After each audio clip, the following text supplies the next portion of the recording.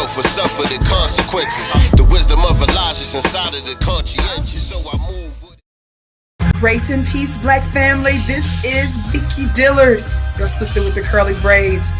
And I want you to get ready for the new Master Elements project, The Spear and the Shield. This vaccine isn't experimental. It's like a dandelion. You overlook it for their weird science. DJ RP Beats and Sincere Love the God have taken this time during the pandemic to carefully craft the soundtrack to Black empowerment with hot tracks like God Mind, featuring Sadat X of the legendary group Brand Nubians. We never die. I made an ancestral shrine. Let's see what's in the God's mind. Listen, I'm a law in the person of Sincere Love the God. That mean your arms too short like Carl Anthony Shaw. God painted me black. God painted me black. Thanks for that. I'm a mention man. A letter to Dr. Francis Cress Welsing. Ashe to the ancestors. Dear Dr. Francis Cress Wilson, I just wanted to thank you for all the lessons you left us. So yes, I'm more than grateful. And the controversial song Buck Breaking God today. Why every black show they gotta have a transgender? Either I'm crazy or there's gotta be a planned agenda. Get ready, Black family. This is a much needed project. This is The Spear and the Shield. It's spiritual warfare. I'm just speaking the facts. The Spear and the Shield. Make sure y'all go stream that, man. The Spear and the Shield. Me and my brother DJ RP Beats. The album is available on all your favorite streaming platforms right now. Make sure that you go and check that out. Peace to the family. Peace to everybody in the chat. Welcome to Sincere Love the Godcast. I appreciate everybody being here tonight. First and foremost, make sure everybody hit that like button. If you're watching this on another platform like Facebook or Twitter or whatever the case may be, you're listening to this on the replay on Spotify or something like that, make sure that you head on over to the YouTube channel and subscribe. Type in Sincere Love the God and subscribe to the YouTube channel and click the notification bell so you can be reminded whenever we go live with new content. Now, usually me and my sister nyctegur, we stream on Sundays around 4 p.m. Eastern Standard Time, 1 p.m. Pacific Time, where we cover current events and other important topics pertaining to Black society. All right. But tonight, you just here with the God for the most part. My sister might just pull up. You know, she's always welcome. She definitely might just pull up to the chat. But I appreciate everybody being here, man. We're going to have a watch party tonight. We're doing something a little bit different. Just a little bit different, man. This is something that I wanted to bring to my audience, people that might not be familiar with Hapi, the Hapi Film channel. But I definitely want to make sure that y'all subscribe to the Hapi Film channel. What we're going to be doing tonight is we're going to stream.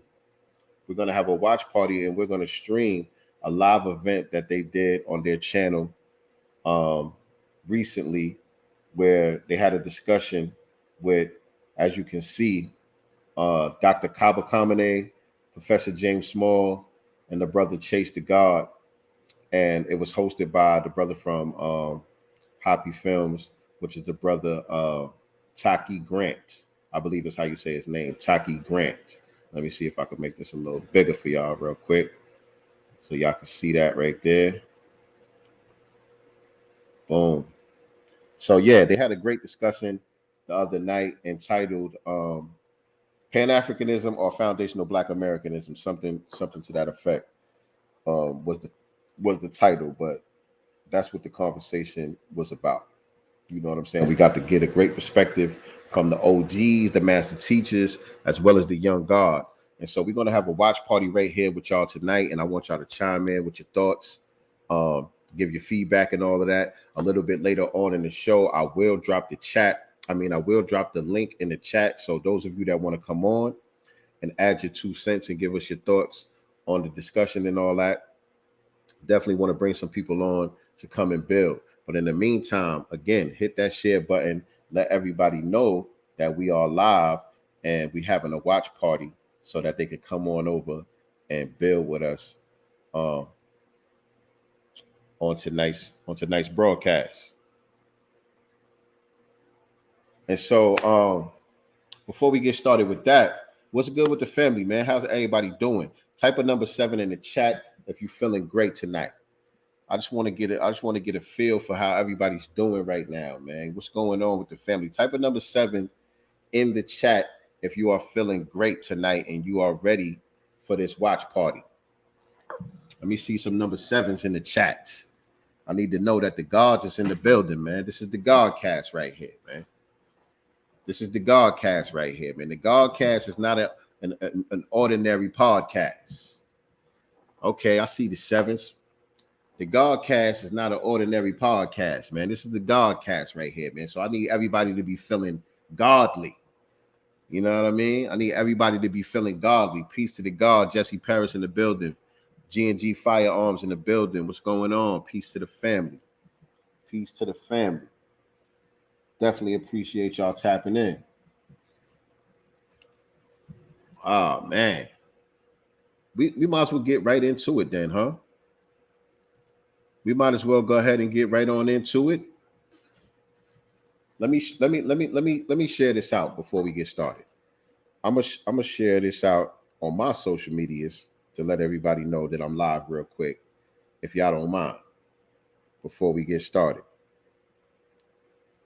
I'm sure y'all don't mind, right? Y'all rocking with me? Hold on one second.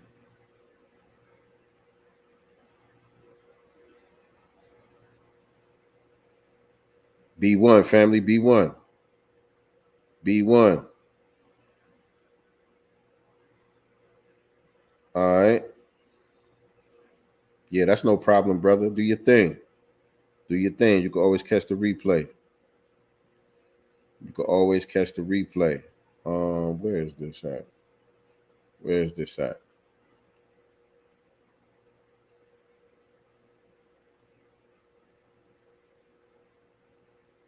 Okay. Oh, Jesus. All right, so yeah, man, we might as well get right into this thing. So like I said, make sure that y'all subscribe to the Hapi Film channel. Let me see. Let me go over here real quick. Make sure I got this right. Make sure I got this right. Yeah, so the channel is Hapi Film. HAPIFILM.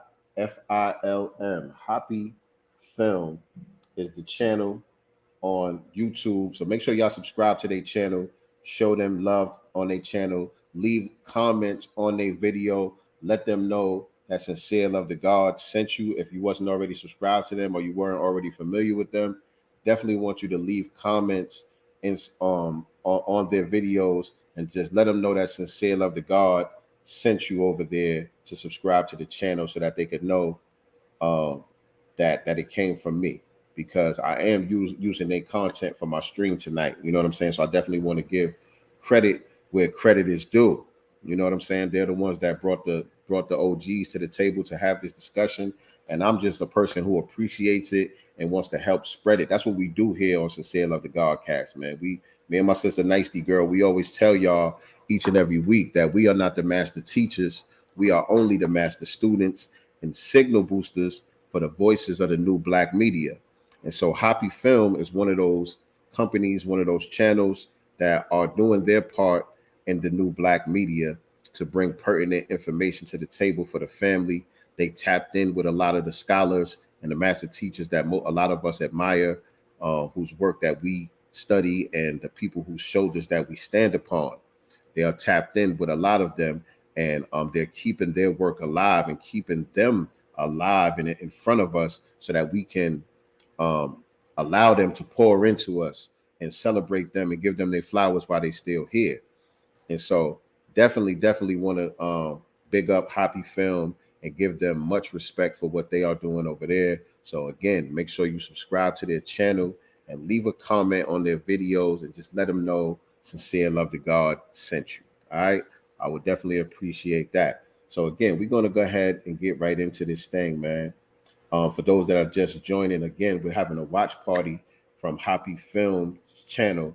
They had a discussion about Pan-Africanism or foundational Black Americanism, and they brought the gods, the young god Chase McGhee, Professor James Small, and Dr. Kaba Kamene to have this dynamic discussion, this holistic discussion about this topic that a lot of us have been having over the last couple of years, and definitely real heavy over the last few months. And so I felt like, this was just a good piece of the puzzle, good necessary piece of the puzzle. So I appreciate y'all being here with me again. Share this out and let's go in. Let's get into it, man. And another thing, the way the screen is right now, before I play it, the way the screen is right now, are y'all able to read the comments in their chat? Or is it too small? Let me put it like this. If I put the screen like this, are y'all able to read these comments right here, or is it too small? I know some of y'all might be looking at it on the phone. Some of y'all might be on the laptop or maybe even on the big screen. But let me know if y'all can actually see these comments right here, because there are certain parts. I'm going to make the screen bigger. For the most part, I'm gonna have the screen blown up like this. But there are certain parts that I kind of want y'all to pay attention to what's going on in the chat, what was going on in the chat over there, because there was some interesting comments and conversations being had in the chat as well. I'm not going to leave it open the whole time because I don't really want people to get distracted and just start paying attention to that. I want y'all really to soak up the game from the panel. But there was some interesting stuff that was happening in the chat. So hopefully y'all can see it at certain parts when I do bring it on the screen. But let's get into it, family. Let's go ahead and get into it. Say that again, Brother Kaba. No, I was saying, just as an introduction, I pay tribute to you and to Sister Felicia for having this event, and to my elder brother, Professor James Smalls. I follow and just admire your work. To my brother Chase, you are the future, brother. And with all the different programs that we've done together, brother, this is the first time I have the honor that we're all together here doing this panel discussion. And I've just been looking for it. Just like the sister said, she's been looking for this all day. I've been looking for this ever since I found out we were all going to be together. So let's absolutely. Absolutely. All right. So with that being said, we're going to jump right into this discussion. And first, we need to kind of set the record straight with some things. And please, if you're not hearing me, please let me know. First, we want to define what is a Pan-African and the origins of the movement. And we're going to start with Professor Smalls. And by the way, there was some audio issues with the brother Taki's mic. And so that's not on your end. It's not on my end. That's actually in the replay. There were a few audio issues with the brother Taki's mic. Everybody else's mic is pretty crystal clear, but the brother Taki was having some audio issues. So just play past that. Could you please start with that, brother, and let us know what that means? Well, sometimes we make simple things complex and then act foolish with it. The word pan, it simply means one. It means unity, to bring things that are pieces together, that are the same, bring it together. So when we talk about Pan-Africanism, we are making a reference to the fact that Africans, wherever they are on the planet Earth, and if there's a few stepping off in these spaceships going up, that we're saying to one another, we want to unite as one. That's what Pan-Africanism was about. The conferences that was held by our brothers from the Caribbean and the boys and the others at the turn of the 19th or the 20th century, they were trying to look at a situation around the African world where we were colonized and still coming out of slavery by any other name. And they were trying to pull the African world together. So Pan-Africanism as a term was born, but Africans had been fighting around the question of their unity for centuries. I think you mentioned earlier, if we go back to the first invasion, when the Hyksos came in, we responded. When the Hittites came in, we responded from the south, from the west. We responded with our military, but we responded with our economics. We responded with our politics. When the Assyrians invaded us, when the Persians invaded us, when the Greeks, when the Romans, and then we got the mighty Islamic, Turkish, Arab invasion that lasted longer than any other. And we don't even talk about it as an invasion. But Africa's been trying to regroup from that almost from the Turks, the Muslims came in the 8th century. They're still occupying significant parts of Africa ideologically, some of them militarily, certainly politically. And we're still fighting to exert ourselves as Africans under these other ethno-cultural identities and political identities that do not have our interests as a race of people at heart, economically, politically, or culturally. And so our response in the contemporary world today is that we are one African peoples, no matter where we were born, no matter when we were born there, no matter how brown our skin is. Brown ain't nothing but shades of black, you know? And so we need to wake up, because we are the only racial and ethnic nations. See, ethnic nations make up the racial nation that ask the question of who we are. The Chinese don't ask that question. Asians don't ask that question. They know they're Asians. Why? There's some reasons, and many of it is cultural and spiritual. If you don't get your cultural and spiritual hookup, you'll be confused about identity. So I understand, given the warfare waged against us, especially in the Western Hemisphere, particularly in the United States, the kind of mind control, brainwashing, and psychological warfare, I understand the confusion. But our jobs are to tell our people, look in the mirror and really believe what you see. You know, start there. But deal with basic definition. Pan means to unite, means to be one. We've been talking about that since we began this Hapi concept, going back years now. I understand, I want to make it clear. I understand, because if you listen to my speeches, 20 years ago, I've been trying to say the African American is an ethnic nation, but an ethnic nation of the African race family, not an ethnic nation in opposition to our mothers and our fathers, all right, and our genesis and our culture and our spirituality. And so I understand the hurt and the pain that some people have gone through under colonialism in America and slavery in America and neocolonialism. But one of those pains that you must conquer is the one that don't allow you to see your mother and father Africa as your mother and father. They gave birth to you. That means you are they and they are you. The Yoruba's got a word for that. It's called Lukomi. It means I belong to you and you belong to me. And no matter where we are in the world, we'll recognize each other in that way. And that's what Pan-Africanism is about. The Pan-African movement was about wherever we are in the world as Africans, we're going to find a way to unite ourselves for the sake of making us free in those places and on the continent of Africa itself. All right, let me jump in right here. I just want to jump in right here just to explain something real quick, because what he just said is really hones in on why I thought that this conversation was so important and why it was so necessary to hear from these elders on this subject. Because again, we have been having this conversation for quite some time now, and like I said, it has really heated up, you know, coming into 2022, and there's a lot of confusion that has been inserted into the conversation, inserted into the game. And that was one of the things that I felt like it was important to bring some of the elders in to really make it a holistic conversation. And I said this yesterday when I announced that I was going to be doing this live stream watch party. I said this yesterday. I said it's a lot of people that's not really ready for this conversation right here. It's a lot of people that lack the emotional maturity to really handle the reality of this holistic conversation right here. It's people who are only having this conversation in fragments from their limited vantage point and holding on to a certain idealism based off of whatever bitterness or whatever ego it is that they got. You know what I'm saying?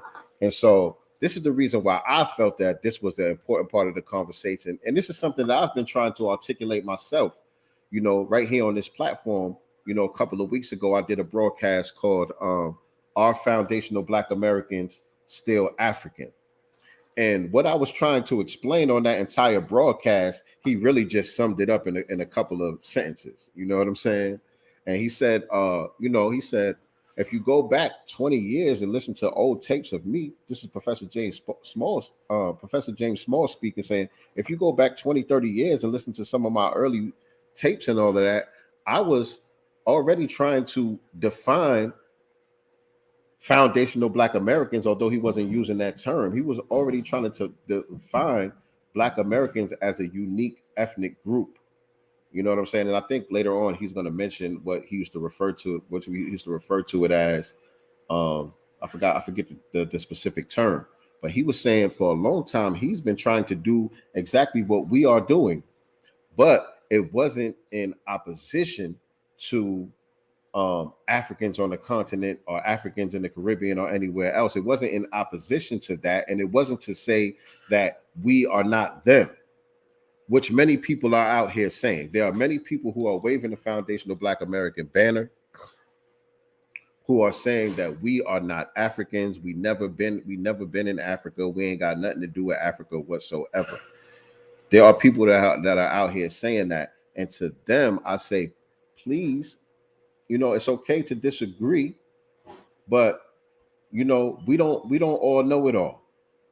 We don't all know it all. We don't all got all of the information out here. So if you're one of those people and you're watching this and you're listening, I don't want you to get triggered when you hear certain key words, when you hear certain parts of the conversation that you don't like or that you don't agree with or that don't sit well with the information that you currently have.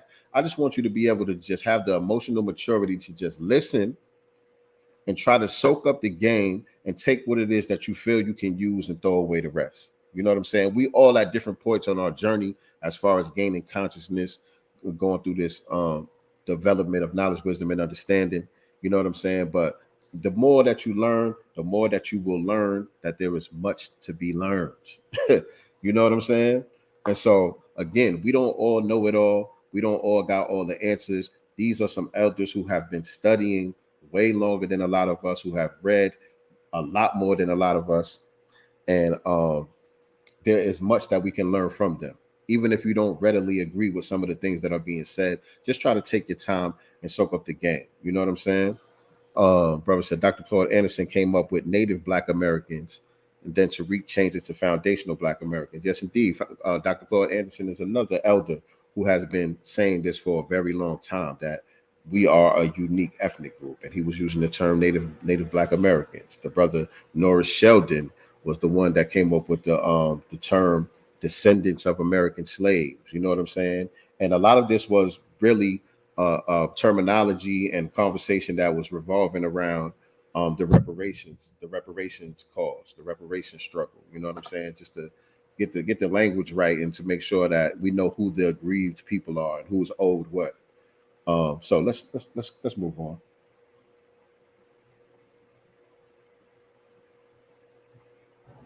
Peace. Thank you for that, Professor Smalls. Professor Kaba, you'd like to add on to that?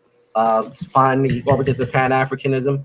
Well, what our brother Professor Smalls has said, I could not say better. But there are certain concepts that I would like to complement what he's already said. And that is, as a teacher, I look at things from the many different subjects we teach in school. So when you look at it from a linguistic perspective, language arts, the word pan is described as all. And whether you have a Pan-American or a Pan-African, the concept of Pan-African means all Africans, period. Now, I just had a phenomenal conversation with my brother Baaba Heru, and he has introduced the concept to looking at the word Pan-African, of course, we know is coming out of the European concept of an African thought. But if we look at the word neb or neb, Nyctegur was good. Let me know if you want me to drop the link for you, beloved. Nebu Afrika, Afrika, you can translate and transliterate it the same way.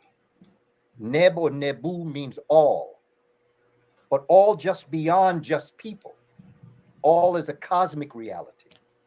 Af is the concept of flesh, the very flesh that binds the spirit. Ra is the light and heat energy of the sun, and Ka is the spirit. And so Neb or Nebu Afrika, the concept of the binding of the light and heat energy of the sun for all people. There is only one race on our planet, and that race was conceived, born, nurtured, sustained, educated, civilized, and technologized in Africa. And as Dr. John Henry Clark tells us, after Africans got their show together, then they took it on the road and peopled the planet. This one people, the Twa Mbuti, Khoisan, the original African family, peopled the world over 100,000 years ago. And they brought with them a civilization, a technology. It's bound in the Asarian drama.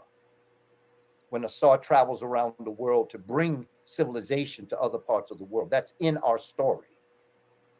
And out of this concept of traveling around the world, because of climatology and biology, because of either the closeness or the furtherance of our bodies away from the sun, we had to adapt to the new surroundings. And a group of us traveled beyond the 51st parallel north. And because of an ice age that came upon them that they were not expecting during the Worm glaciation, they then had to adapt to the area. And in this area, in order to survive the lack of the sun, the lack of the light, heat, and sound energy that bound their bodies, these Africans had to depigment themselves. The scientific laws is Glosier's law, Allen's law, and Bergman's law. One deals with your pigmentation, Glosier's law. One deals with your body structure or morphology, Allen's law, and the other deals with your limb, the way in which your limbs are structured. And in the cold climate, these Africans had to depigment themselves. And out of that concept, they became an ethnic stock. There is no white race. There is no yellow race. Asians and Europeans are ethnic stocks that came out of the original race that, because of the nature of their presence away from the sun, they changed. So in a sense, as Professor Smalls was saying, they throw these terms out and people begin to hold on to them and don't realize. Dr. Clark told us, Pan-African or perish. No one African group, wherever we find ourselves, is going to get out of this alone, together. Make no mistake, I understand some of the insults and disrespect that has been put upon us as foundational Black Americans. I understand that. Now, hold on. Before he even goes on, I got to jump in right here.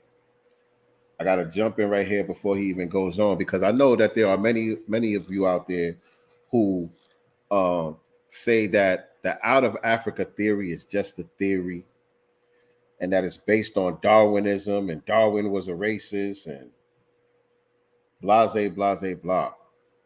But as far as my studies have led me, and as far as the studies of those who I've studied, those who we refer to as master teachers, these brothers that are on the panel, Dr. Clark, Dr. Ben, Sheikh Anti-Joke,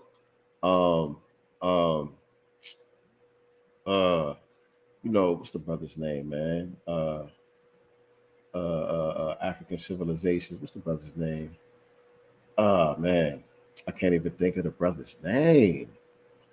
But any of them, any of the master teachers that I have studied, and the people that they say that they have studied, this is based on evidence. So we could call it a theory because the origin of Black people there's no said birth record of the Black man and woman. There's no said birth record. Nobody has found our exact origin on the planet. Nobody knows how long we've actually been here, right? And so based on that, who's to say, you could technically say who's to say which part of the planet that it began at. but there is no evidence that I have come across. Now, if you bring some evidence, don't just tell me what you disagree with. If you bring some evidence that contradicts that humanity began in Africa, then that's a different conversation. But I have not come across no evidence that contradicts the out of Africa theory. And what Dr. Kaba is talking about it, he's not just talking about it from a historical record perspective.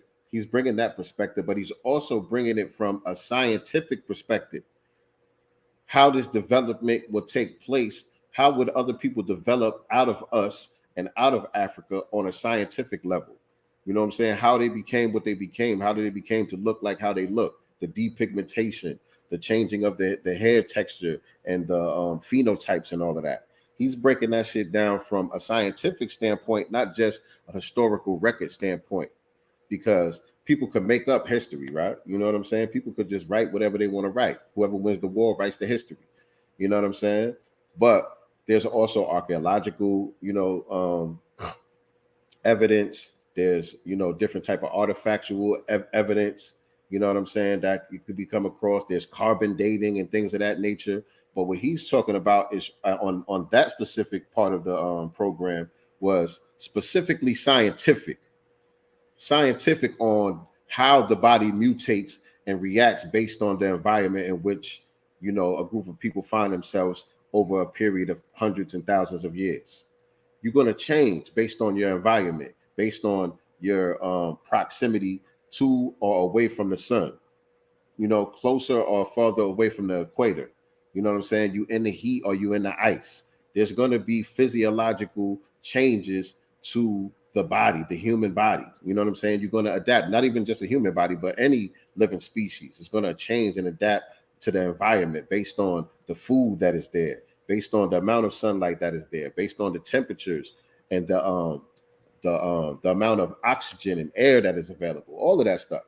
It's going to have a physiological effect on who we are and how we are. So he's breaking that thing down from a scientific standpoint. But I just want to jump in because I know that there are people out there that's saying out of Africa, that's just a theory. That ain't really true.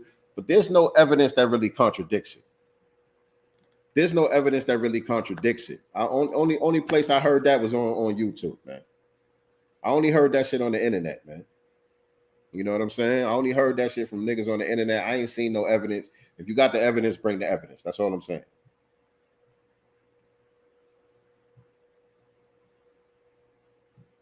But to those people, I ain't talking to you. Mama Love, what's good? I'm talking to the many folk that I have met around my experiences. The global African community who have embraced us, respected us, and understood. Back just a little bit. And people begin to hold on to them and don't realize. Dr. Clark told us, Pan-African or perish. No one African group, wherever we find ourselves, is going to get out of this alone. Together. Make no mistake, I understand some of the insults and disrespect that has been put upon us as foundational Black Americans. I understand that. But to those people, I ain't talking to you. I'm talking to the many folk that I have met around my experiences. The global African community who have embraced us, respected us, and understood the importance of the work that we're doing. And so we've got to move forward and look at this from the type of perspective that we can back up what we say and not get emotional. Science, not emotion.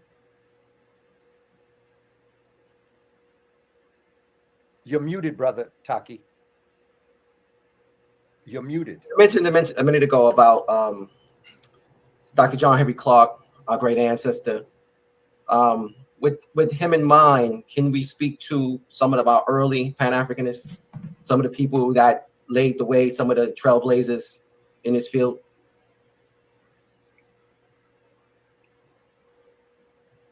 Brother Kaba, that's...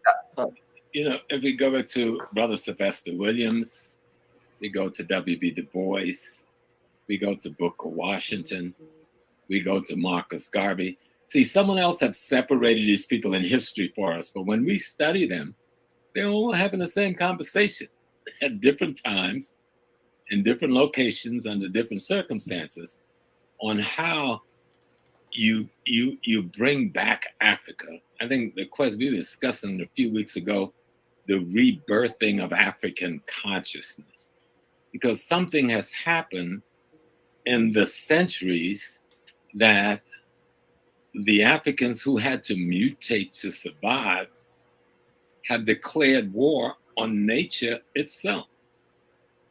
They have declared war on nature itself, on cosmology itself.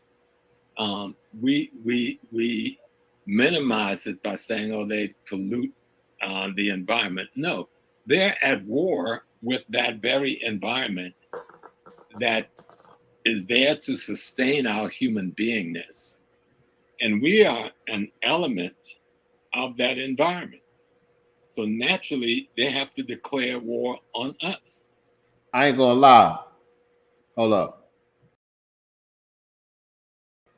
I ain't gonna lie. I got hyped when I heard him say that right there, because I've said that in a couple of songs that I wrote, and I've said that on right here on Sincere Love the Godcast. I have definitely pointed out that fact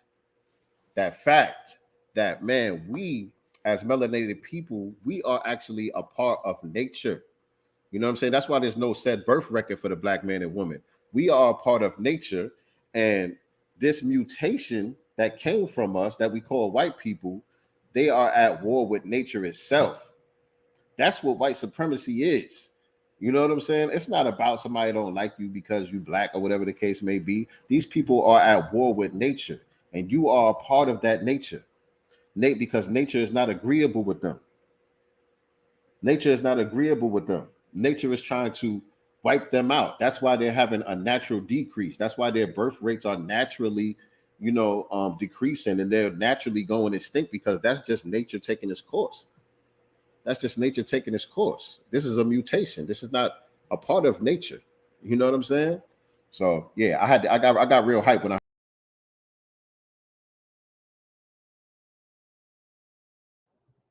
We have to do something about that declaration of war. And the first thing we have to do is to establish the integrity of the oneness of things African. When I said things African, Brother Kaba was talking about the aspects of it. You're talking about things spiritual. And I'm not just talking about religion, some of the little tools of spirituality people have created to try to create rituals to teach themselves certain degrees of information that they can hold on to. But I'm talking about Africa as being, like the Ewe say in West Africa, Sogbelisa, being the totality of creation itself. The totality of creation itself, not one little body living in creation, but the totality of creation. And that means our views on the cosmology, our views on ecology, our explanation for our relationship to this environment and ecology we live in, and to the cosmology that ecology exists in, and our relationship to it. All those things we did in Kemet, as beautiful as they look and as intriguing as they look, they were scientific statements made about how things work in the universe and in nature and in the human being.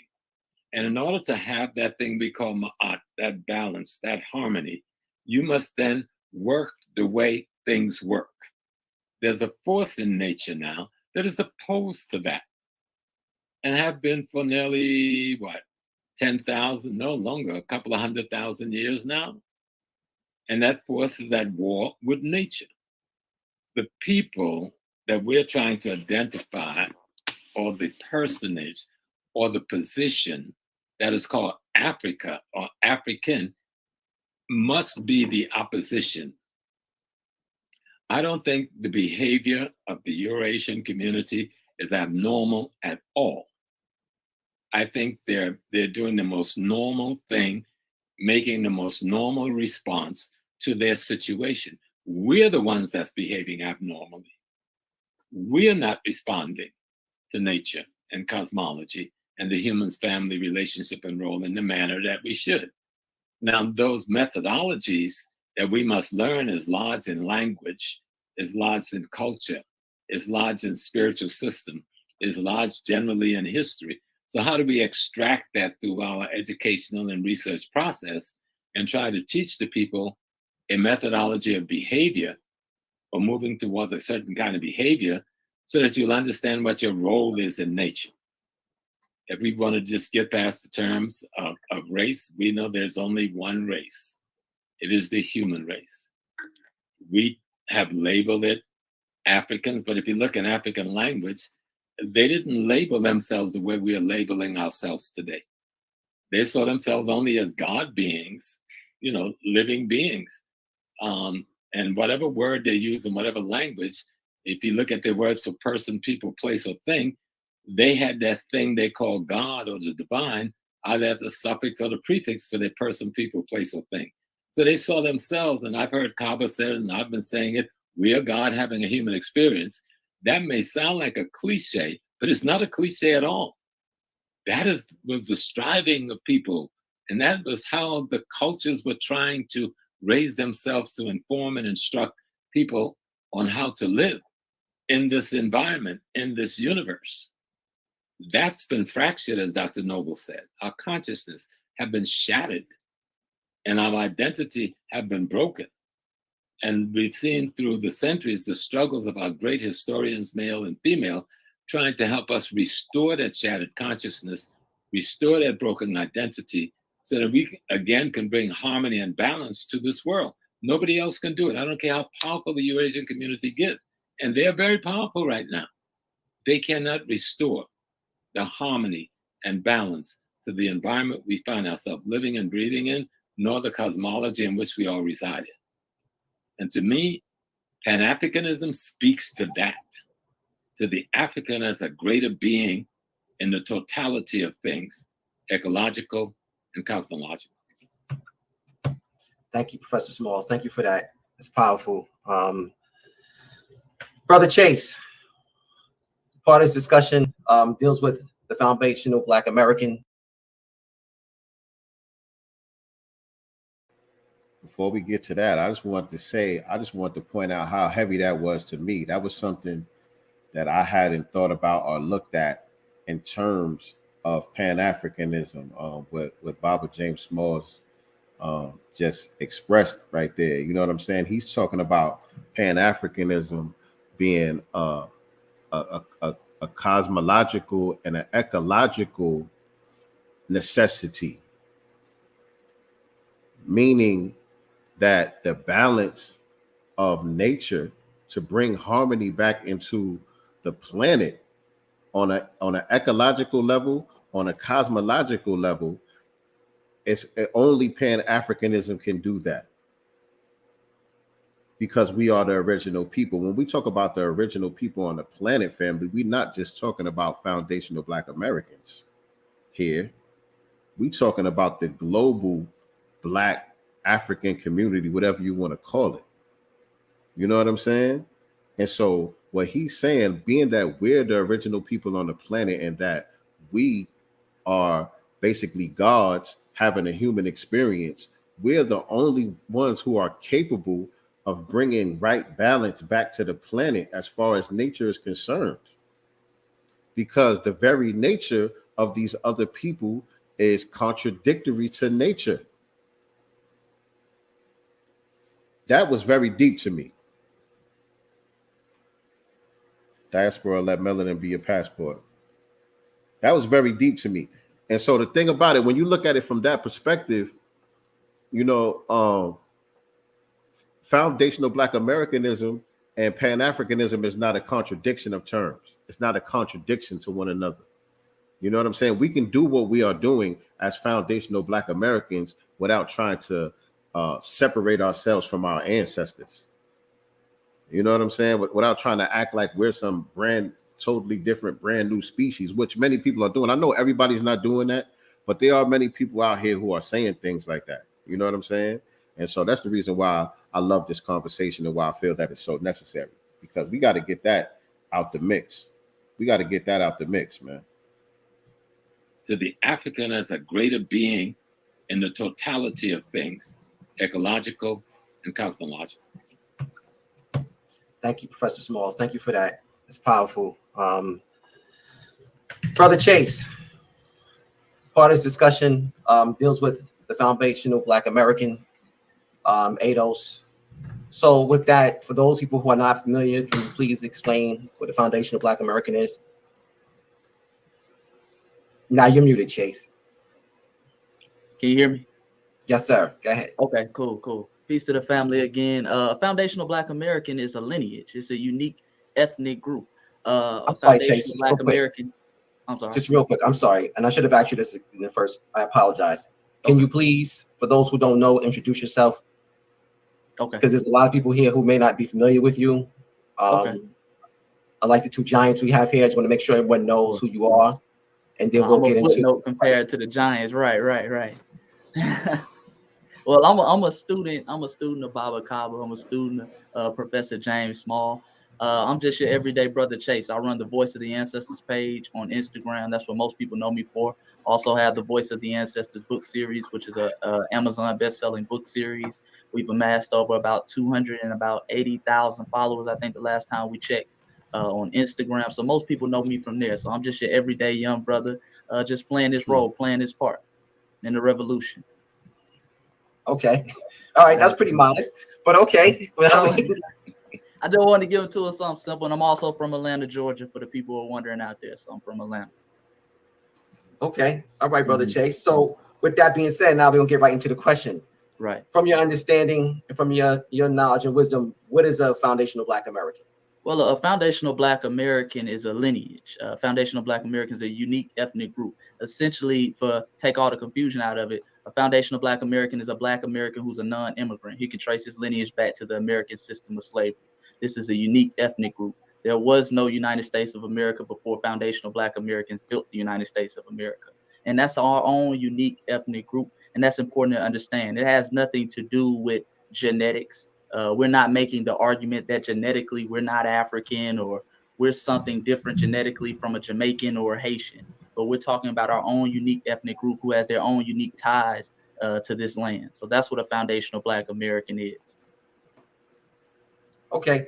Now, with that being said, what is? I want to make sure I say this right. What is ADOS, and how does those two, if they're connected, how are they connected, and what is the difference? Well, ADOS is a lineage / organization. It kind of plays on those two lines, which is the reason why a lot of people use the term foundational Black American. Because when we say foundational Black American, I'm not talking about an organization, not a political party or anything like that. I'm strictly talking about a lineage. So ADOS is a lineage / organization. They have chapters and different things around the country, but their goals are kind of similar to ours at a certain point, which is reparations for foundational Black Americans. So one of the goals. So that's essentially what ADOS is. It's more of an organization side. And so right there, I really wish our brother Chase would have went in a little bit more.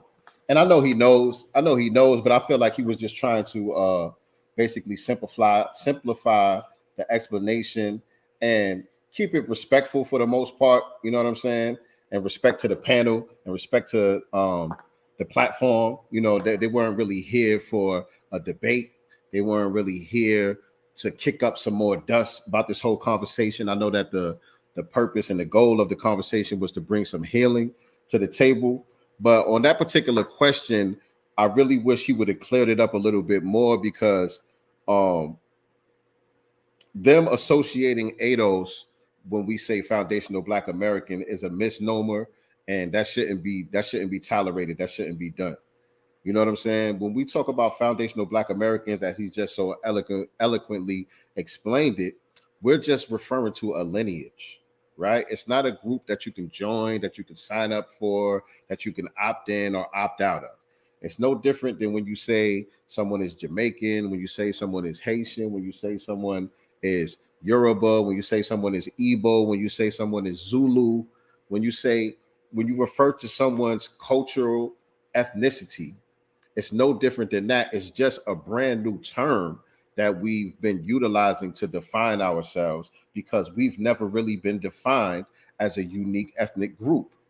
We've just been lumped in with the global Black family. And really, we've just been lumped in with minorities, period. You know what I'm saying? we've never been defined as our own unique ethnic group. So we had to come up with a term that would really be codified, that would explain exactly who we are as far as our culture, our history, and our ethnicity. You know what I'm saying? And when it comes to ADOS, now ADOS is a political group, really a LGBT group, who was pretending to be about reparations, but they really had this whole democratic down ballot agenda that they were pushing. And that was just something else. You know what I'm saying? And when it first came about, there were many of us who are in the foundational Black American movement, and I'll refer to it as a movement for the people who are out here pushing it, you know, pushing for reparations and using that term to define ourselves. I would call that a movement. Foundational Black Americans itself, like I said, that's just the term for the actual lineage. You know, it's really a social term. You know what I'm saying? The more political term that a lot of us use is freedmen. You know what I'm saying? When it comes to getting legislation passed and things of that nature, freedmen would be the more political term that we can use for legal reasons, legal purposes, and things of that nature. But the popularized social term is foundational Black Americans.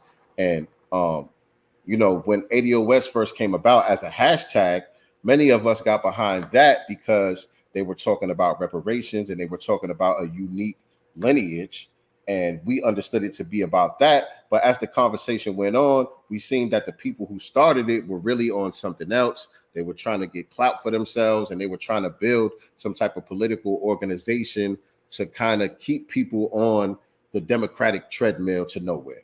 That's really what that was about. And I kind of wish Chase would have went in a little bit more as far as that when he asked him that question. But I understand, you know, he was just trying to really simplify it.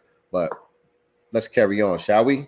And peace to the family. I see y'all piling up in here. Tony Mack, Nikki the God. Make sure y'all hit the like button. Make sure that y'all share this out. Let everybody know that we are live having a watch party right now. Tell them to come on and join us, and let's hear from the master teachers on this very important subject. All right, let's continue. Oh, no. When you're starting. My bad. God damn it. Hold on a second. Hold on a second, family. I got to reshare that.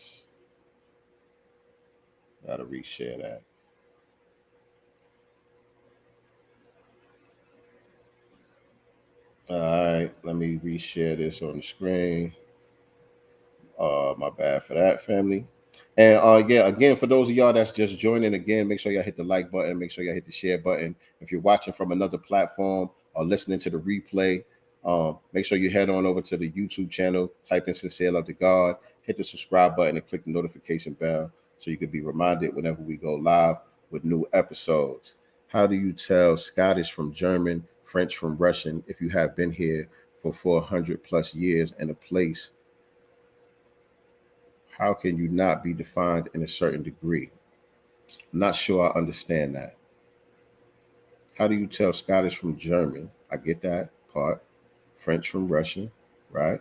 You're pointing out these are all white people, right? But they are different ethnic groups and different nationalities, different languages, different cultures, but they're all white, right? They're all European, right? And it says, if you have been here, and he says, if you have been here for 400 plus years in a place, how can you not be defined to a certain degree? Okay, I think I get it. I do get it. And yeah, and that's all that we're saying. That's all that we're saying. At this point, we have become something different. We have been separated from our African history, from our indigenous history. For the people who were already here on this land for thousands of years, they had already become something different after they left Africa and came here thousands of years ago. They had already become something different, but much of that history has been lost, and much of that culture and the customs have been stripped away from us through the process of the Ma'afa. You know what I'm saying? Antebellum slavery. Much of our history have been stripped away from us, and so we had to come up with new customs. We had to come up with a new way of life, right? New way of speaking, new things that we do differently than anybody else on the planet, and that's how you define cultural groups. That's how you define lineages and ethnicities. That's how they come about. So let's go. Let's go. And I know I keep stopping it a lot, but I want to chop it up with y'all, man, as we go through this thing. And again, I will drop the link a little bit later for those of y'all that want to come on and give y'all 2 cents. So make sure y'all stick around for that. Chapters and different things around the country, but their goals are kind of similar to ours at a certain point, which is reparations for foundational Black Americans. So one of the goals.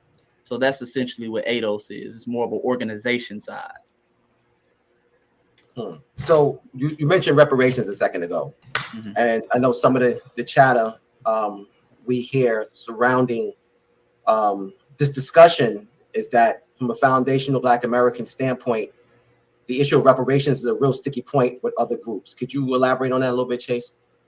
You're talking about some of the controversy behind foundational Black Americans going for reparations? Yes, and some of the other groups saying maybe we don't deserve it or so forth. Like, what are your thoughts on that? Well, you know, they've always telling us what we deserve and what we don't deserve, so we don't really get bothered by that. As foundational Black Americans, we're coming for what we are owed. And that's a part of our culture. That's a part of our spirit. That's foundational Black Americans. We don't allow people to tell us what we deserve to get and what we don't deserve to get. Oftentimes, especially in the global Black community, a lot of people who are non-FBA, who are trying to get their hands in on the reparation pot from the United States of America. And we're trying to keep it very specific. That's why we came up with the term foundational Black Americans, because the moment we allow any and everybody to get their hands on it, somebody who comes from maybe an immigrant lineage, that opens up the floodgates for everybody. And understanding as a foundational Black American, we understand this government, this system of white supremacy in this country better than anybody else. They're a master at using broad and ambiguous terms. So they'll say minority. They've been calling us minority. They'll call us people of color. They'll call us the urban community. And that could be anybody. That could be white women. That could be humpbacks, midgets, anybody that we think of. So we're making sure the language is very specific. We want reparations for foundational Black Americans specifically. Our brothers and sisters in the Caribbean islands, they have something called CARICOM. They're fighting for reparations going to brothers and sisters in the Caribbean. We're not interfering with that. We're not undermining that. We respect that. And so that's what kind of some of the controversy come in. A lot of people think it's divisive. They should get reparations too. But we're talking about reparations for a specific group, which is foundational Black Americans who can trace their lineage back to the American system of slavery. And that's where we're starting at. Right. Thank you. Professor Kaba, would you like to add on to that? You're on mute, Baba. I don't.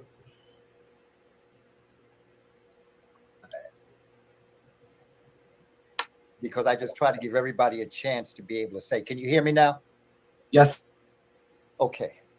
I think that we got, as I hear Dr. Leonard Jeffrey say frequently, we have to get the paralysis out the analysis.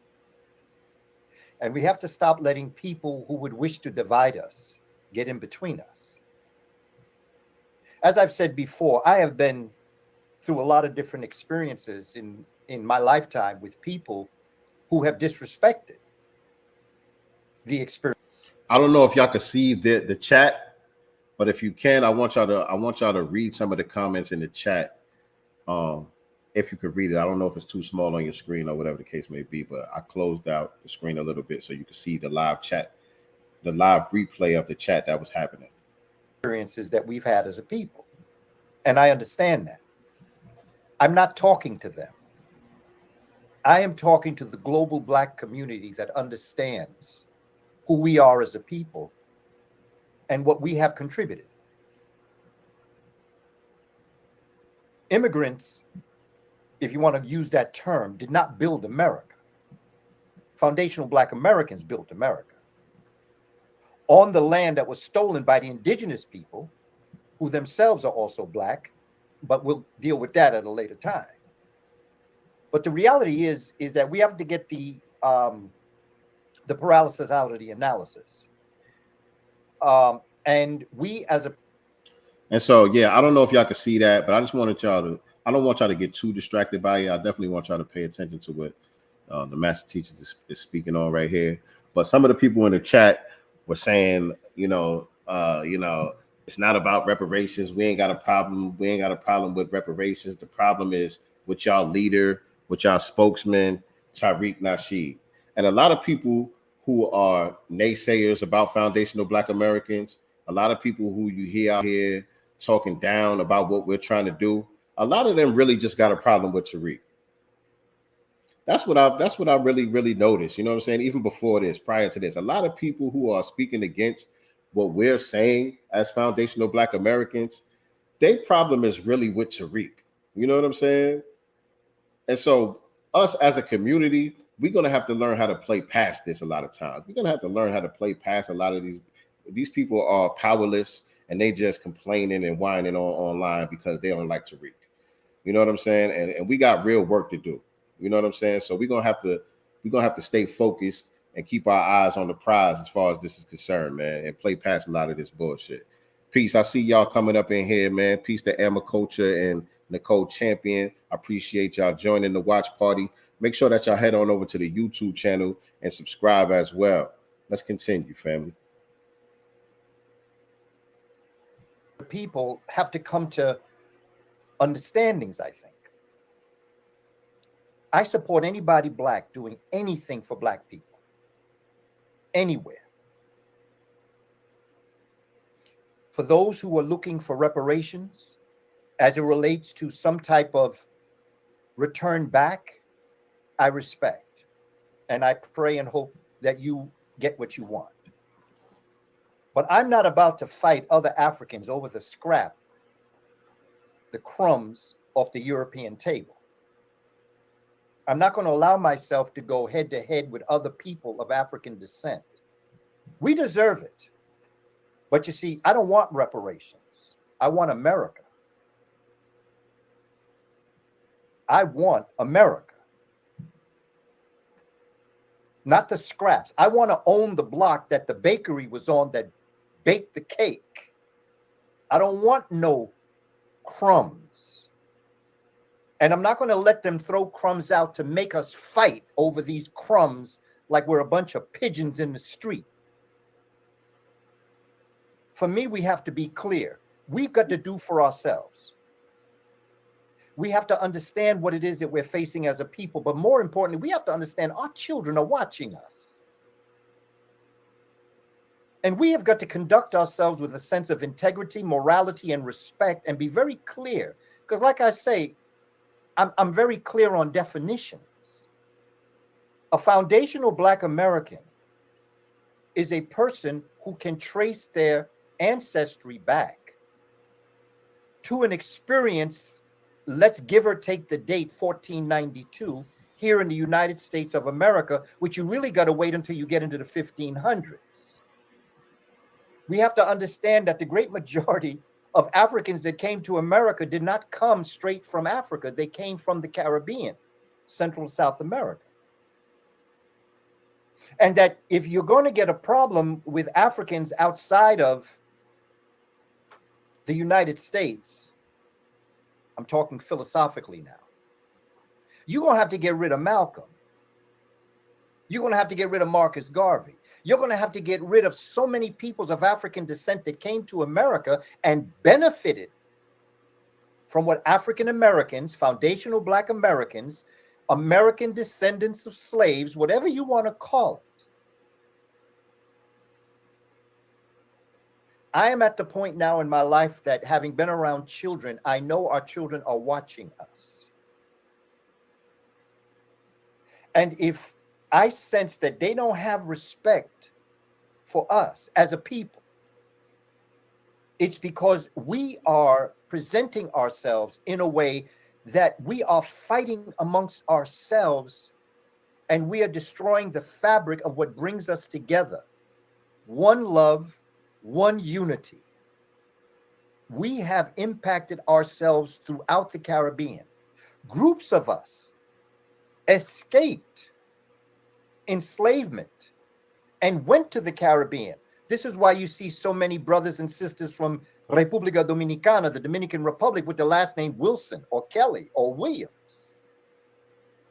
Those were African Americans that went there. In the 1700s and the 1800s, Brother Chase has the Seminoles shirt on. There's a history that we have to understand that hasn't been taught to us. And All right, let me just jump in real quick. Let me just jump in real quick. All right, let me just jump in here real quick, man. And Chase is gonna clear some of this up a little bit too when he goes in about the history and breaks down the flag and all of that stuff. He does a real good breakdown of the flag. But I just wanted to say I completely understand where the elder is coming from, where the Baba is coming from, and what he's saying. I have zero problem with what he's saying, because I understand that it can appear that there is a fight and that there is this diasporal war going on that's taking place.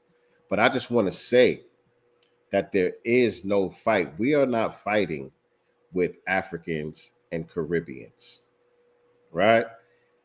It's just that there's this knee-jerk reaction to what we are doing as far as us defining ourselves, as far as us circling our wagons and focusing on ourselves and prioritizing our needs here on this land first. There's a knee-jerk reaction coming from people throughout the diaspora, not all people, but a loud, I don't know if they're a majority or a minority, I don't know, but there's a loud sector that we refer to as tethers coming from the diaspora who are having this knee-jerk reaction to what we are doing, because they have been so accustomed to benefiting off of us not doing exactly what we are doing now, right? And so in that case, if you're kind of on the sidelines looking at what's taking place, it can appear that there's this two-way fight that's taking place, but that's not what's happening at all.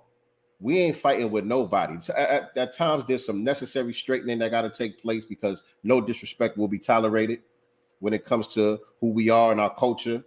You know what I'm saying? And so, there's some necessary straightening that's taking place right now, but there is no fight.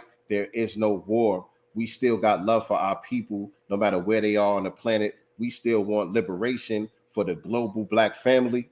We just understand that in order for us to even get to that point, we have to turn inward and we have to start at home.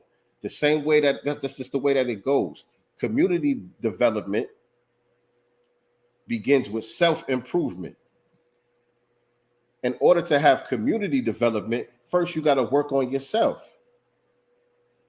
right? And in order to have nation building, we have to have community development. And so it starts from the self, and then it branches out to the community, and then it goes into the nation, and then we take it international. And so we have tried to put the cart before the horse, and we have tried to take the liberation fight international before we got ourselves together. And so we are just hitting the reset button to get ourselves together. And some people have a problem with that, and that's okay. But we're doing what is necessary to get ourselves together. And once we do that, then we can take the show on the road. But this is not, those of us who are genuine about this work, those of us who really are doing the knowledge and the history and have a real understanding of who we are as a people and what's really important, ain't just out here trolling for attention on the internet, because there's a lot of that that's going on, but we got to play past it, right? But those of us that are really genuine about this, that's the type of time that we're on. That's the type of time that we're on.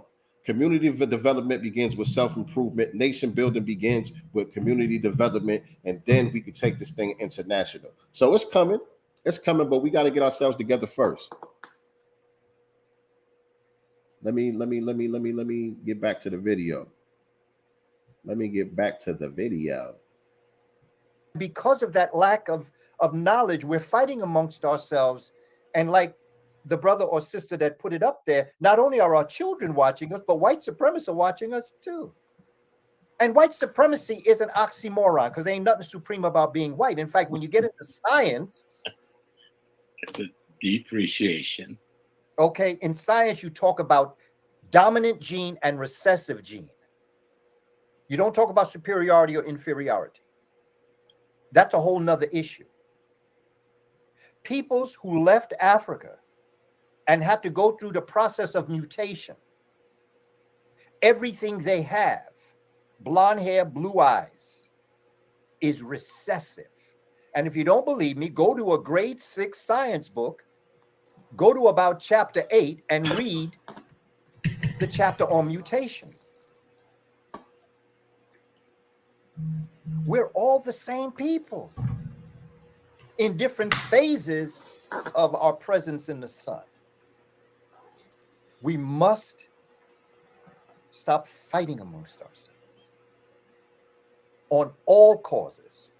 And if you have a fight, then you got to get the hell up out of here, because I don't have time to talk to you. I want to talk to the Ghanaian, to the Nigerian.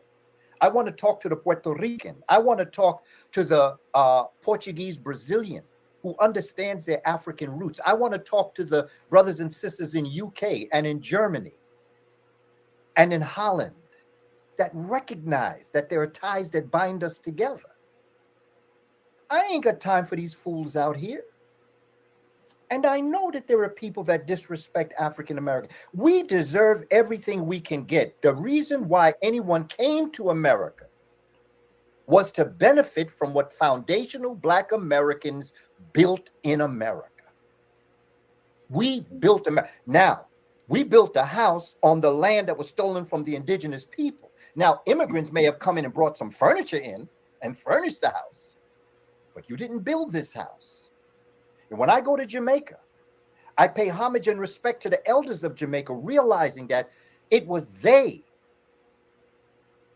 that built the African presence in Jamaica, in Puerto Rico, and Luisa Aldea. It was the Africans that built the Bombay Plena and the culture. I pay homage to the Africans wherever I go, in Holland and in UK, who built that. And I cannot go to Jamaica and act like I built Jamaican culture, or that Jamaican people don't deserve what they get. They deserve everything that they get. And when they come to America, I think you deserve what you get. But just understand that what you get, you got because of us. Because when we fought in the 1960s and broke down the civil rights laws, immediately we also broke down the immigration laws.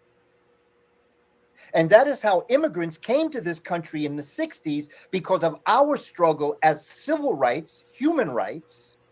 We broke the laws down that brought people from Korea, that brought people from the Caribbean and Central and South America. I'm not asking you to give me nothing. I'm asking you to understand your history. And we together as a people, understanding this, we can chart for our children a future.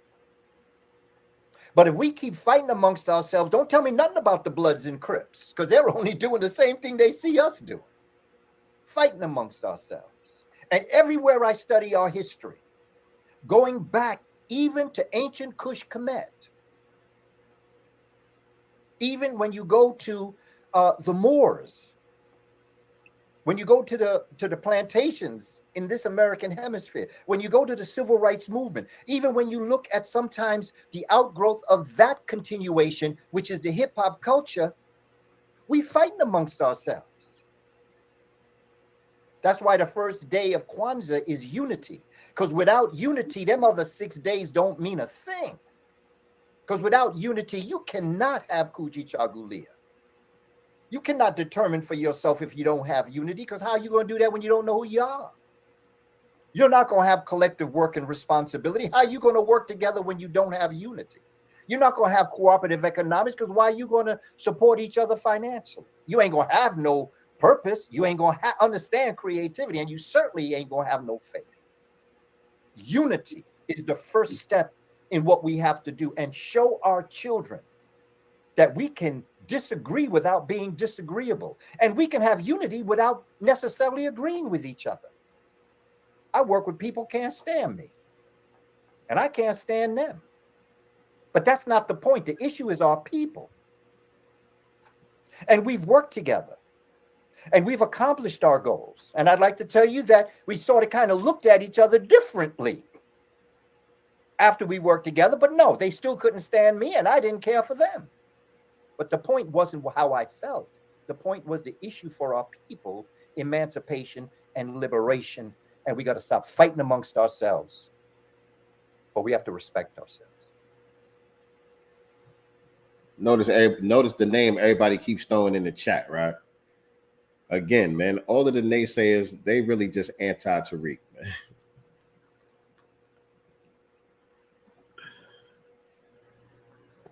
Professor Smalls, would you like to add on to that? I'm here scratching my head about what what I could add to that, if you look at some of my tapes from 20, 30 years ago, I was using the term formerly enslaved Africans in America, trying to do exactly what foundational Black America is trying to do, is find a way to define our ethnicity. Ethnicity now separate from what we call race. Okay, if I have brothers who are Yoruba, but in the modern nation state they're also Nigerian, and in the world of race they're also African. See no contradiction in that. And so the Africans in the United States of America, and that's what we're talking about when we talk about Foundation African American. And me, and I think Kaba also, I have lineage before the slave ship. I'm from the Chikora Nation, and they were as brown as I am today.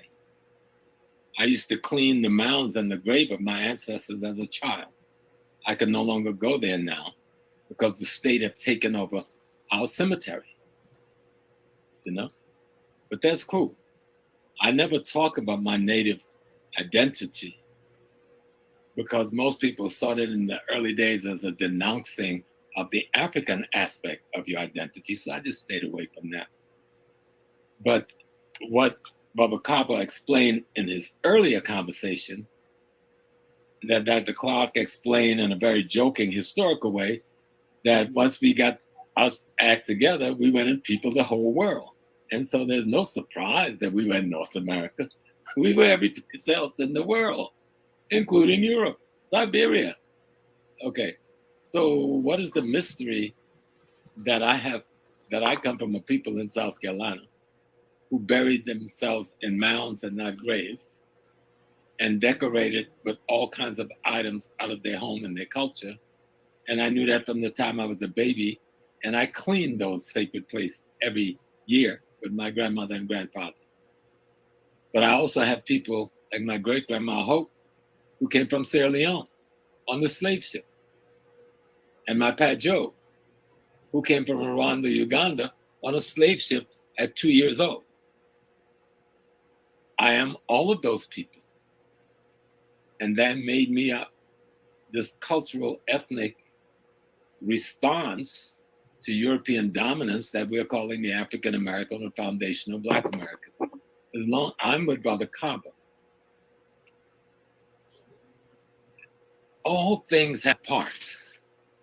My body is made up of billions of cells, right?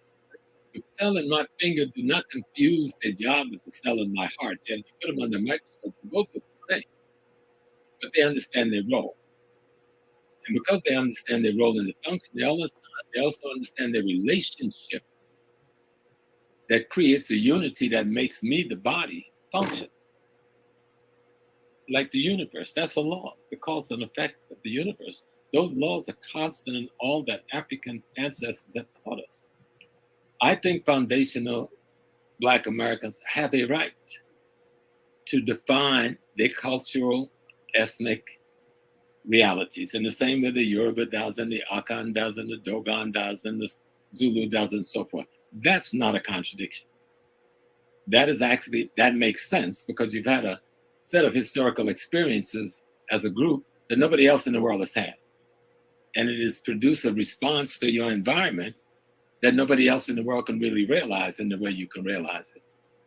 And that environment has an onus to you when it's political and economic. And that's where we come to reparations question. But when any of those questions interfere with the unity of the body, you've committed suicide. You've killed yourself. You've killed yourself. And so Dr. Nobles, I love the term he used. I kind of modified his term a little bit, but he said history erases the mystery and allow you to work your Black magic. I think a lot of times when we try to establish our political position, we do it at the cost to knowing what our historical position should be. And when we don't study history, we don't understand the beauty of who we've become and the ethnic experience we've had for nearly almost 400 years now in North America. We come from West Africa, East Africa, South Africa, North Africa, Central Africa, and we amalgamated genetically. And then we met some native Asiatic cousins here, and we amalgamated with them. And we met some earlier African travelers here, and we amalgamated with them. When we look at LaRon Bennett's Shaping of Black America's chapter on the red and the black, he talked about the white folks looked around and said, well, listen, those ones over there look just as black as the one we brought from Africa. Let's raid their villages and enslave all of them. And then, as Kaba also mentioned, and you know, everyone knows my relationship to Malcolm X. I'm virtually his son, you know? But his mama, I've gone to Grenada to celebrate his mama in the streets of Grenada with his wife, Betty, God bless her spirit. Because without Grenada, we don't get a Malcolm. But I understand the question around reparations. Yes, there's a conference going on in Ghana right now on reparations. And they're talking about how do we approach the British, the Portuguese, the Spanish, because once you raise it as reparations, you've raised an international legal question. You've raised a court functioning by that question, and you have to then determine, you know, damages, and you have to determine who gets damaged. So I don't think that's as complicated as people think it's going to be, you know? For those, like Baba Kaba said, for those who don't understand, and for those who would do hurt, either from the Foundation Black American side or from the African any place in the world side, I'm not talking to them because I don't think they represent 1% of 1% in this discussion. I'll be honest with you. I don't think there's a big movement of that negativity. I think it gets more credibility than it deserves. I'm talking to all of those people. I do want to say something about that. I don't know what the percentage is, and I think I said that earlier. I don't know what the percentage is as far as the tethered class versus the on-code class. I have a hard time accepting that it's this tiny minority, though, because there are billions of people on the continent of Africa and maybe billions more in the Caribbean. Right? There are billions of Black people who are non-FBA. And so if it was this vast majority of them who were on code with foundational Black Americans, I don't think that we would be even having this discussion. I think that the Pan-Africanism would have been reciprocated a long time ago. I believe that the tethers do represent a large percentage of the non-FBAs. That's my opinion, right? I believe that even if they are a minority percentage, it's still a problem that needs to be focused on, especially here in America, for this reason right here, because many of them are in political positions of power. Many of them are in the media. Many of them are high ranking in these white corporations. Many of them are working in law enforcement and the prison systems, so on and so forth. And they are doing the bidding of the white supremacists here and at home. They're the ones who are fucking shit up back in their homeland. They're the ones that are running the political class back in their homeland. They're the ones who are corrupt and working with Western powers to extract the natural resources and all of that shit, upholding this system of white supremacy from the continent itself.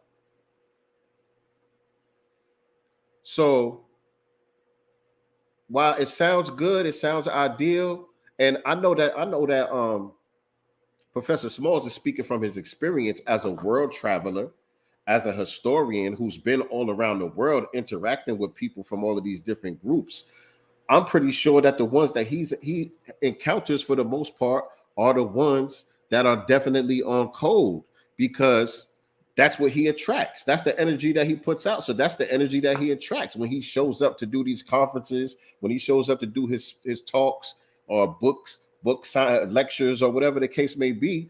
The tellers ain't showing up to that. It's the people who do love and appreciate our culture who are showing up, who he's coming in contact with as he travels the world. And so that's his perspective, and I respect that. I just wanted to say that.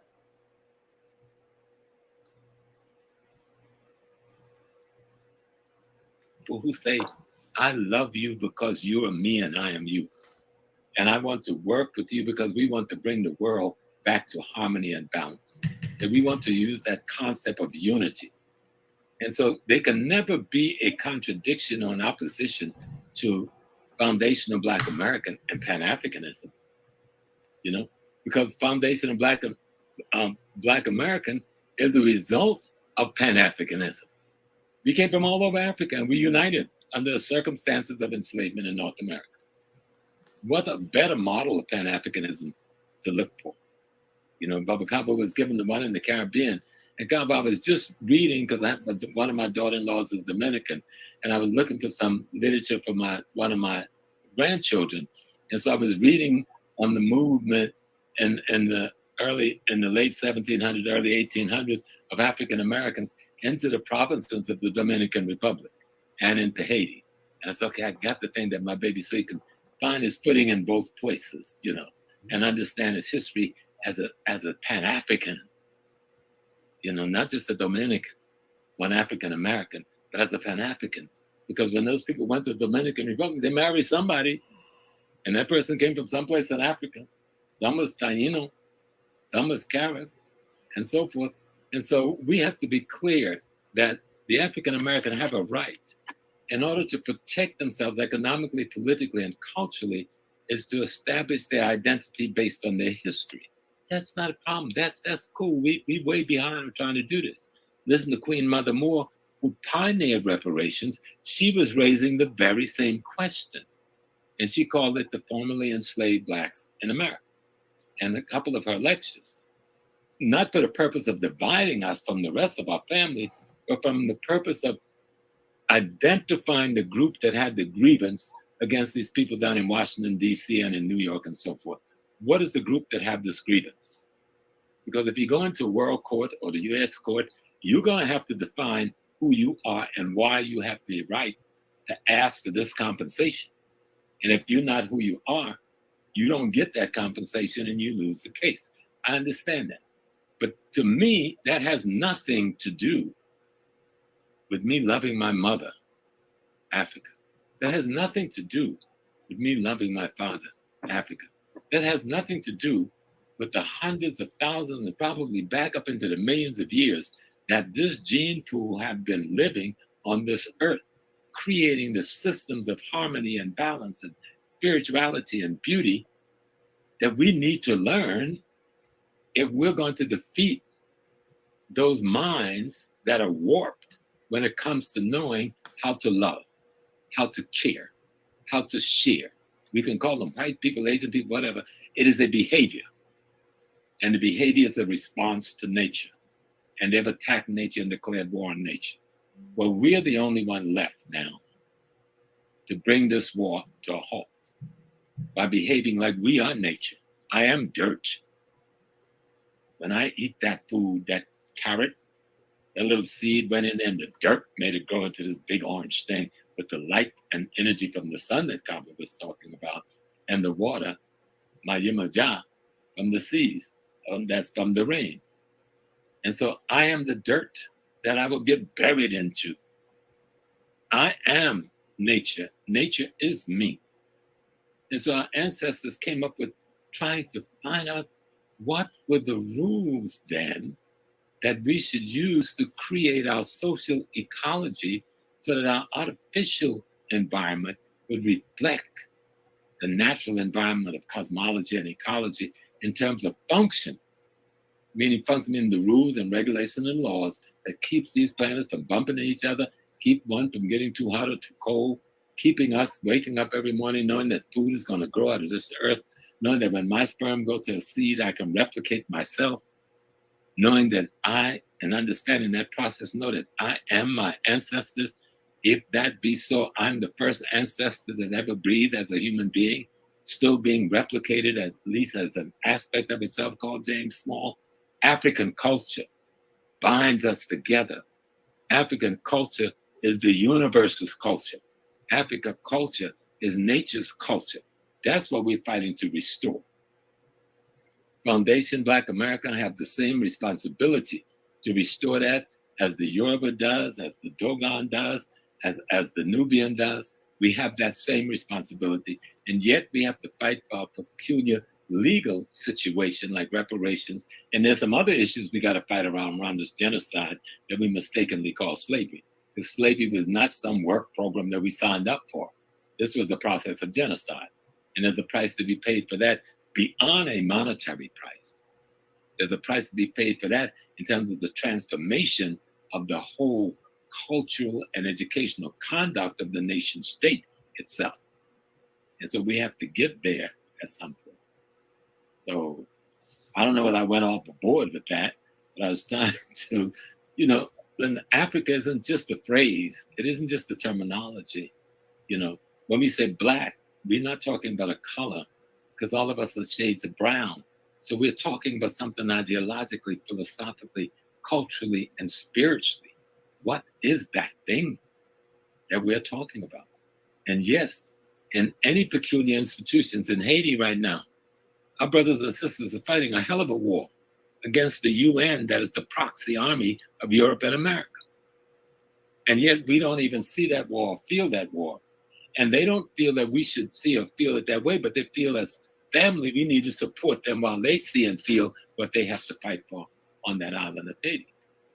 And so if we see ourselves as true Pan-Africanists, only then can we say we are truly, really, truly Foundation of Black Americans. Because if you look at the history of Foundation of Black Americans, from the first day we arrived here, we were Pan-Africanists in our behavior. And we still are. 99.9% of our people still are. We're discussing an issue now that less than 1% is discussing in a technological media that is now allowing us to have conversation appear bigger than they are, because the majority of the people is not engaged in the conversation. But I know that the people who are listening to us, and AKBAM all over the world, and wherever I go, I find nothing but love for Foundation of Black America. Nothing but love and respect. People are that we were able to be in a house that was the majority European and to hold our ground the way we have. People are at that. We're one of the few groups in the world that had to fight this system of oppression in the house of the oppressor and win major victories for the world. People respect us and love us. In our ignorance and confusion, there will be those who condemn us. There was one time I made a speech on 125th Street trying to solve a problem. Hold on, before he continues, I just wanted to say that I agree with that part that he said, that those of us who are having this discussion are a minority. I think that's something that oftentimes we overlook. Those of us who are tapped into this discussion, those of us who are tapped in with New Black Media, who are involved with these Twitter spaces and who watch broadcasts like the Godcast and all of that stuff. I believe we think that more people know about what we're saying than there actually is. I believe the majority of our people are not aware of this conversation that we're having, and we got an uphill climb and a lot of work to do for this message to really spread. You know what I'm saying? I think sometimes we overlook that, and that's what causes us to get frustrated with some of our friends, some of our family members, some of the people that just ain't tapped in, and we just say that they off code and that they on the coon train and all that. Everybody is not necessarily on the coon train. Some people are just not as tapped in as you are. Some people don't have the information that you have. You know what I'm saying?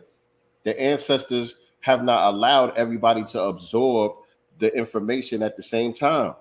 You know what I mean? And so I just wanted to say that I agree with that part of the game, man, and just point that out to the family, because we're going to have to give a little bit of grace to certain people if we're going to get anywhere. You know what I'm saying? And that's going to take a sharp level of discernment as well, because now we got to be able to tell the difference between who is the ops and who is just misinformed, right? Sometimes it's hard to tell the difference, and we get frustrated because we expect people to understand what we understand and know what we know. You know what I mean? As we continue, we're one of the few groups in the world that had to fight this system of oppression in the house of the oppressor and win major victories for the world. People respect us and love us. In our ignorance and confusion, there will be those who condemn us. There was one time I made a speech on 125th Street trying to solve a problem, not thinking I was creating a greater problem by being overly emotionally critical of brothers and sisters from the continent. And somebody, it was an hour and 45-minute speech. Somebody clipped out that little 3 minutes and sent it all over the African world as an attack on me. I had to go to war for 2 years, you know, because I've been out there for 60 years flying the African banner. You're not going to take me down like that, you know. But I had to learn to check my own language also. We got to be careful what we're saying. We got to be careful what people are hearing from what we're saying. And so we have to learn that the oneness, the unity that we were talking about in Detroit wasn't new. Our people have been talking about that unity, as Kaba said, going back all the way to the times the hordes came out of the Caucasus Mountains. We would not have lost Kemet if there wasn't a crisis of disunity, based on all of the things that a culture and a spiritual system would help us handle: envy, jealousy, anger, violence, hatred, that makes up the human personality, and ignorance of history being at the foundation of that. So when we talk about these kinds of discussion, you cannot leave out culture and the core of your culture, which is your spiritual system and your educational system, that should create and recreate a people so that they're greater than they were the creation before. And so when we think like that, we're Africans no matter where we are, but we have to deal with the peculiar political and economic ecology we find ourselves in. So in that context, I understand Foundation of Black America is absolutely a necessary explanation for that group of Africans. But the Africans who live in Puerto Rico don't call themselves Foundation of Black Americans, yet they're just as Black and African as we are. But they have to deal with who they are as Puerto Ricanos, and they have to deal with the different crises, political and economic, that is facing them, and they have to solve it as people in that peculiar genetic cluster, and culture cluster. And I think that's what we're doing. And if we can keep it there and realize that this is not about fighting one another, though we have to check people who cross the line because they don't understand or because they're ignorant. At the same time, you have to realize there's more people supporting you by the I don't even know what the number should be called, but I would bet the number would be in the 90 percentile that support you versus those that don't, in terms of what you're trying to explain to the world as you're trying to cradle your identity based on a historical experience of the last 400 years. Wow. Thank you, Professor Small. With that, family, Professor Small spoke about the One African Power Unity Conference. We kind of opened up with it, but I understand that the audio was a little choppy, so I'll kind of go over that some briefly. We had the conference in Detroit. This conference, Power Unity Conference, was originally supposed to be in Kemet in February, but because of all right, he's just doing some of the particulars right there. So I'm going to skip ahead a little bit, family, and we're going to continue with the conversation. We're getting through this real smoothly. I wasn't sure how this was going to go. I appreciate y'all tapping in with me. Of course, you know what I'm saying. Little late night broadcast right here. A little different than what we normally do on the Godcast. But I just felt like it was necessary. You know what I mean. And I wanted to boost this signal because I love what they did and I appreciate what they did coming together with this great panel to have this discussion and bring some clarity, some necessary clarity to the discussion. So let me just skip ahead a little bit and let me make sure another commercial is not going to play. All right, let me bring it back just a little bit. Let me see.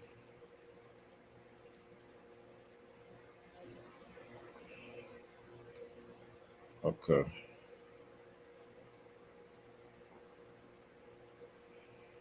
Okay.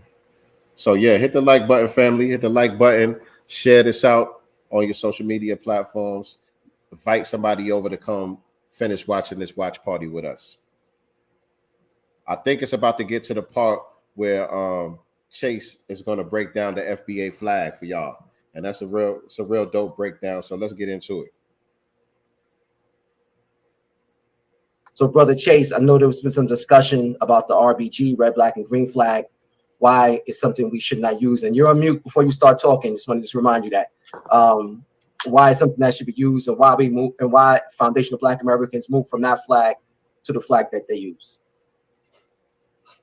Again, foundational Black American, I want to point out, to be specific, is a lineage. So in that lineage, you have many different people with many different ideologies.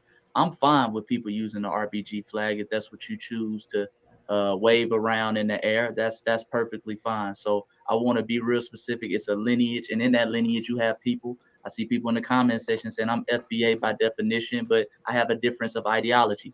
That's fine.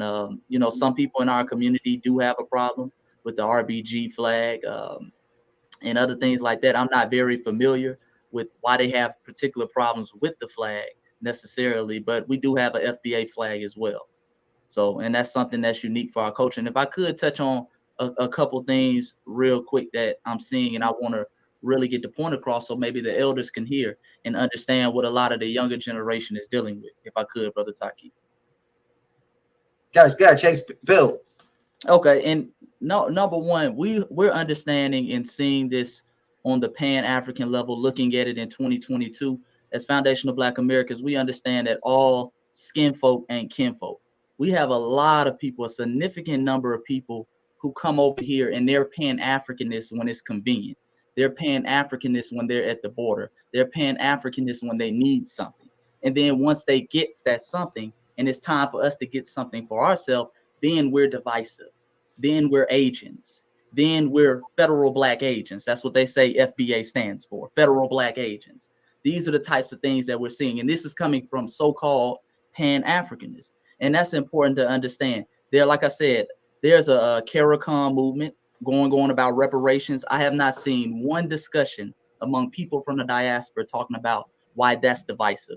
We got our brothers over in South Africa, the EFF, the Economic Freedom Fighters.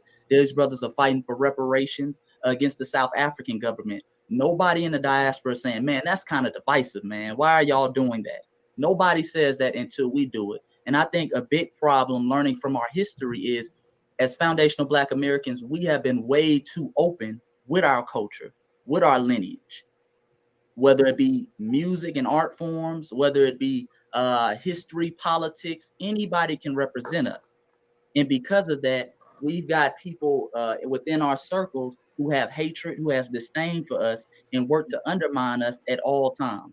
We're seeing this in politics. There was a lieutenant governor out there in Virginia. They're speaking against reparations. We have people on the reparations board speaking against it who are non-FBA descent. This is a major problem. We have to call this type of stuff out.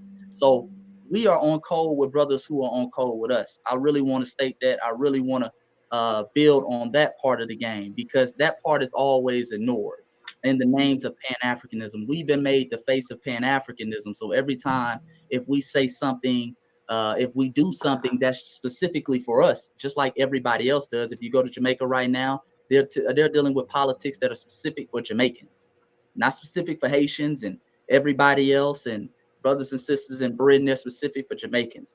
Politics in Haiti are specific for Haitians. When we talk about politics that are specific for foundational Black Americans, it becomes a worldwide issue amongst the diaspora. And I think that's very unfair. And that's something we're beginning to point out. Also, a lot of people have a beef, they have a problem with a particular foundational Black American, and they like to use him as a proxy. And we see a lot of that in the comment section, the name that kept being brought up. So they use him as a proxy in order to hate all foundational Black Americans. But like we said before, it is a lineage, it is an ethnic group. There are Haitians, and Brother Taki, you saw this on my page, who have said some horrible things about foundational Black Americans. I would never get out here and say Haitians are a hate group. I've seen some Jamaicans who have said some horrible things about foundational Black Americans. I would never say Jamaicans are a hate group. So don't do that to us as well. So I think that's very important to understand. But going back to the flag, if you could pull up the flag one more time, Brother Taki. Yes, it's coming up in a second. Okay. We're gonna bring it back up. And while it's coming up, I just want to kind of say this, and this is where we started off in this discussion. Kind of want to just go back to that. The purpose of this is to address some of the issues and to outline a pathway, for healing, something that's going to bring us together. And the two elders really spoke to it very eloquently, and talking about the importance of it and just giving historical context of what it looked like for us in just ancient Kemet, people just coming together. So we do understand that there are some problems, but we need to address these problems and figure out a way. Basically figure out a pathway forward. Here's the flag. Head, Chase. Absolutely, absolutely. And again, the flag, the 3 stars that you see at the top, these represent the 3 groups that were all amalgamated together, all combined together in this country. That's the Black Aboriginal people, or as Baba Small says, the Africans who were the first people here. And if you want more evidence or research on that, you can read Dr. David Imhotep's The First Americans Were Africans. Excellent read, excellent book. Lerone Bennett also talks about, again, like Baba said, the red and the black. And I believe that is in his book, The Shaping the Black America. You also have another great book called Before the Mayflower. That also talks about that. Then you have one of the stars in the middle is the star where we talk about the enslaved brothers and sisters who came from the continent of Africa, not just West Africa, but all over Africa. Then the other star is for the travelers and explorers who came here. African people used to vacation here, because if you know anything about the ocean currents, so they work as conveyor belts that swing people from one continent to another. We were traveling back and forth here for thousands of years. A lot of those brothers and sisters get mixed up. This is what some of our Moorish brothers and sisters talk about, being here, being reclassified. Those what the stars represent. The red stripes at the bottom represent the significant rebellions that came to shape America as we know it today, whether it be the Chesapeake Rebellion, whether it be the Seminole Rebellion, which is hidden. So you only see 8 stripes, but it's really 9 behind the fist, because the Seminole Wars represent the hidden rebellion, which Black folks, foundational Black Americans, actually won their freedom, okay, through Jessup's proclamation in 1838. This would give birth to the Emancipation Proclamation later on with Abraham Lincoln. Foundational Black Americans were down in Florida winning their freedom. The white in the background, the blue, the white, and the red color scheme represents a foundational Black American sister by the name of Grace Swisher. Okay, she was instrumental behind the original design of the American flag. We pay homage to that. So, these are some of the things. In 1526 is a date where we acknowledged one of the first rebellions of foundational Black Americans under a man by the name of Lupus Vasquez, I believe his name was, in Georgia, South Carolina area. In 1526, these foundational Black Americans came here in shackles and chains, broke those shackles and chains, and went to go live with the Aboriginal people who were already here. That's in 1526. So I think it's very important to understand, and we're highlighting our history. No different than what Haitians do when they talk about the 1804 revolution. No different than when Jamaicans show pride in Queen Nanny and the Maroons. We're doing the same thing, and I think that's important to understand. And people who are true Pan-Africanists shouldn't have a problem with us doing this. But again, a lot of people, I want to say, are fake Pan-Africanists, and only time they holler Pan-Africanism is when they have something to gain from it. But when it's nothing to gain from it, then all of a sudden we're divisive. And I think that's very disingenuous. Let me make some comments. No, you're going to let me comment to my young. Hold on. Baba get ready to go in. But hold up a second. I got to give Chase his props, man. Chase did his motherfucking thing, right? Yo, I'll be so impressed by the young God, man. If y'all not following Chase, he's at the Voice of the Ancestors on Instagram. I think on everywhere. He got the Voice of the Ancestors channel that he runs. He has other channels that he runs as well, but his main channel is called Voice of the Ancestors, which is based on the 3-part book series that he does have out. And I know he got a new book out too. You're supposed to send me a copy, Chase. I'm waiting on my copy of the new book, Chase. I'm waiting on that, brother. But yeah, Voice of the Ancestors, volume 1, 2, and 3. Let me big myself up on the screen real quick. You know what I'm saying? He's the author of this book series right here. And I ain't gonna lie to y'all, I ain't ready yet. I ain't ready yet. You know what I mean? I skimmed through them a little bit, but I haven't read them yet. But I definitely have respect for the brother. I've been tapped in with him for a while. You know what I mean? I love to get on his lives whenever he go live on Instagram and some of the other interviews that I've seen the brother in. And I know he's going to be in the new movie that Tariq is putting out, the American Maroon film. I know he's one of the featured scholars in that new film as well. But yeah, man, much respect and much props to the young God, man. He holding it down. But let's hear from the Baba real quick. Let's hear from the OG as we continue. OG said, "Hold up a minute now. You gonna let me say what I got to say? God damn it! Hold up a minute." If you take the wrong posture, because long before you Emancipation Proclamation later on. If you take the wrong posture. 1926, these foundational Black Americans came here in shackles and chains, broke the. I think that's important to understand. And people who are true Pan-Africanists shouldn't have a problem with us doing this. But again, a lot of people, I want to say, are fake Pan-Africanists. And only time they holler Pan-Africanism is when they have something to gain from it. But when it's nothing to gain from it, then all of a sudden we're divisive. And I think that's very disingenuous.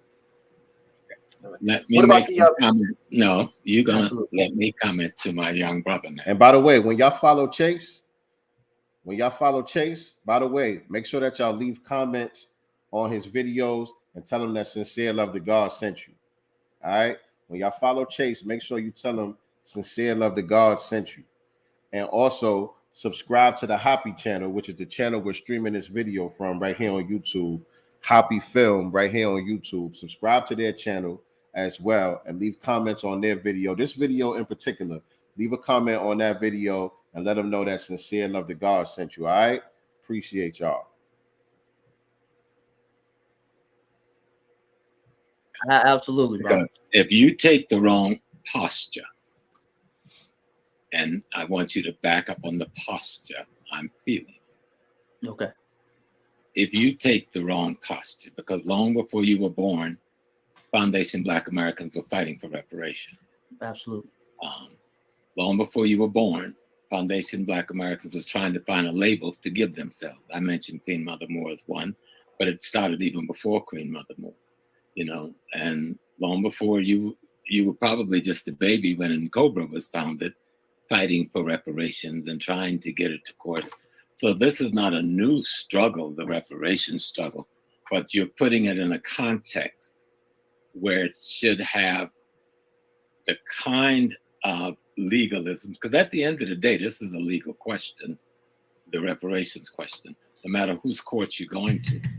And you're not going to define the court that you're going to. You're going to fight to find space in that court, that the court will recognize the charges you bring against whomever you bring in the charges against. But just like those who are Pan-Africanists, I would stop using the term the so-called, because then they could refer to you as the so-called Foundation of Black Americans. Don't do that. If you're fighting with your family to erase a contradiction, don't become the contradiction, because that fight will just continue into nowhere. What you've done, I love the explanation of the flag, because I only saw the flag for the first time, like maybe about a month ago, but not knowing where to get an explanation. And that was a beautiful explanation, because that's how flags are born. It is born out of the historical experience of the people who picked that as the banner. And I don't see any contradiction. The only thing you have to struggle for is a greater plebiscite from among the Foundation African American that they accept this as their flag. No small group got a right to impose it on them. And over time, that's a struggle. the red, black, and green was never meant to be the foundational Black American flag. It was a flag that represented Pan-Africanism, the total African world. But no one was pushing it except the foundation of Black Americans. So that's why it became our flag, because we didn't have a flag at that point, right? But the red, black, and green is a universal African flag. That's what Garvey and you and I intended for it to be. And that should be what it still could be, because nobody can change that. You know, and I fought to bring it back alive in the 60s and flew it when no one else was flying it. But the foundation of Black America have a right to have a flag that reflects their history. Because that's what banners does. It says, this is who I am. And this is a label. A flag is always a label of a people expressing something. But you, as one of the youth leaders, must make sure that you do not become that which you are fighting. That is very important. You understand what you're doing. So the red, black, and green has earned its place in history. Nobody can touch that, you know? But we must understand what its place was. Yes, Foundation of Black American took it because we didn't have nothing else. And if you remember, about 20 years ago, people started painting the red, white, and blue, red, black, and green with all of the stars.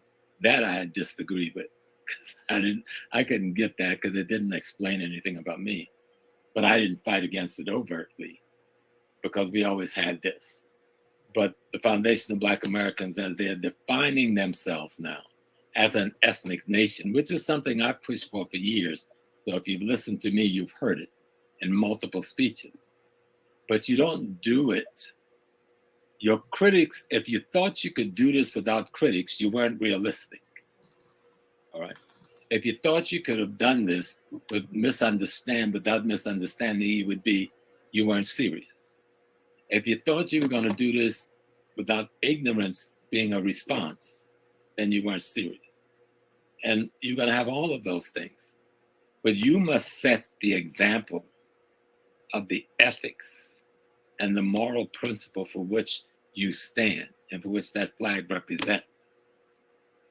If you stand in that space, you're always going to win, because your job is to educate those who don't understand what you've just done and what you're doing. Because if they understood, they would not have needed you or any of the other brothers and sisters. So that's your job. It's a big job to go to a blind person and describe something knowing that they're blind. But if you go to a blind person and get angry, knowing that they're blind and can't see what you're describing, then you're as blind as the blind person. You understand what I'm saying? And it's not an easy position to be in when you're the teacher. But that's the position. When you're the one that is making the ethical, moral statement and stance. It's hard. And I'm sure you've learned in the few years you've been out here, you've made such a big statement with your work that to do this work is lonely as hell. Okay? It is lonely as hell. But you must stand for the very principles you are trying to articulate in your words and your behavior. When you do that, even the blind will find a way or use the tools you've given them to see what you're trying to say. Because I know what you're saying. You understand? I have this whole thing, I'm not as blind because I got some glasses on. That helps me out, right? But you understand what I'm saying? Yes, sir. I'm speaking just to you now as a young soldier that is carrying this banner. You have to understand that you have to be the thing you're trying to tell people you are. And don't let them pull you into the muck and mire of ignorance, of backwardsness. You understand? Mm-hmm. And if you do that, you'll turn them around to an understanding that you've brought forth a body of knowledge to explain a historical experience and to deal with a contemporary situation that makes sense. But you got to stand your ground ethically, morally, and principally. And if you do that, you're going to be victorious. Now, man, that was so beautiful. That was such a beautiful exchange right there. Oh man, the elders are for counsel and young men are for war. The young men are for war, but the elders are here for our counsel. And so, did you hear what he said, Nicely Girl? Did you hear what the Bible was saying to the young God, Nicely Girl? Because I mean, this is what I be having to try to explain to my co-host sometimes too, because she's a warrior in her own right, and she gets so upset and so frustrated with these tethers out here. You know what I'm saying? That her posture becomes similar to what the OG was describing right there. Sometimes I have to explain to her that, listen, just because you can see it and just because you can understand it, don't mean that everybody can. You know what I'm saying? But at the same time, though, there is some straightening that has to be had. So I understand this exchange right here. This is merely a passing of the torch that we're witnessing. We're witnessing the OGs pass the torch to the young God, right? And so that's a beautiful thing. And so the position that Chase is stepping into, that was necessary. That was a necessary counseling that he just got from the elder, because the position that he's stepping into, he needs to take heed to those words more than anyone else. He needs to take heed to those words because that is the role that he's stepping into. But that's not everybody's role out here. All of y'all are not signing up to be the next master teacher, the next warrior scholar, the next thought leader. You know what I'm saying? Like our young brother Chase is doing. And so when y'all out here giving the work to some of these tethers and all of that, that's absolutely necessary. I don't call for y'all, everybody, to stop doing that. I don't call for everybody to have the same posture and grace and ethics and all of that Professor James Smalls was just calling for young Chase to try to grow into. That's not for everybody.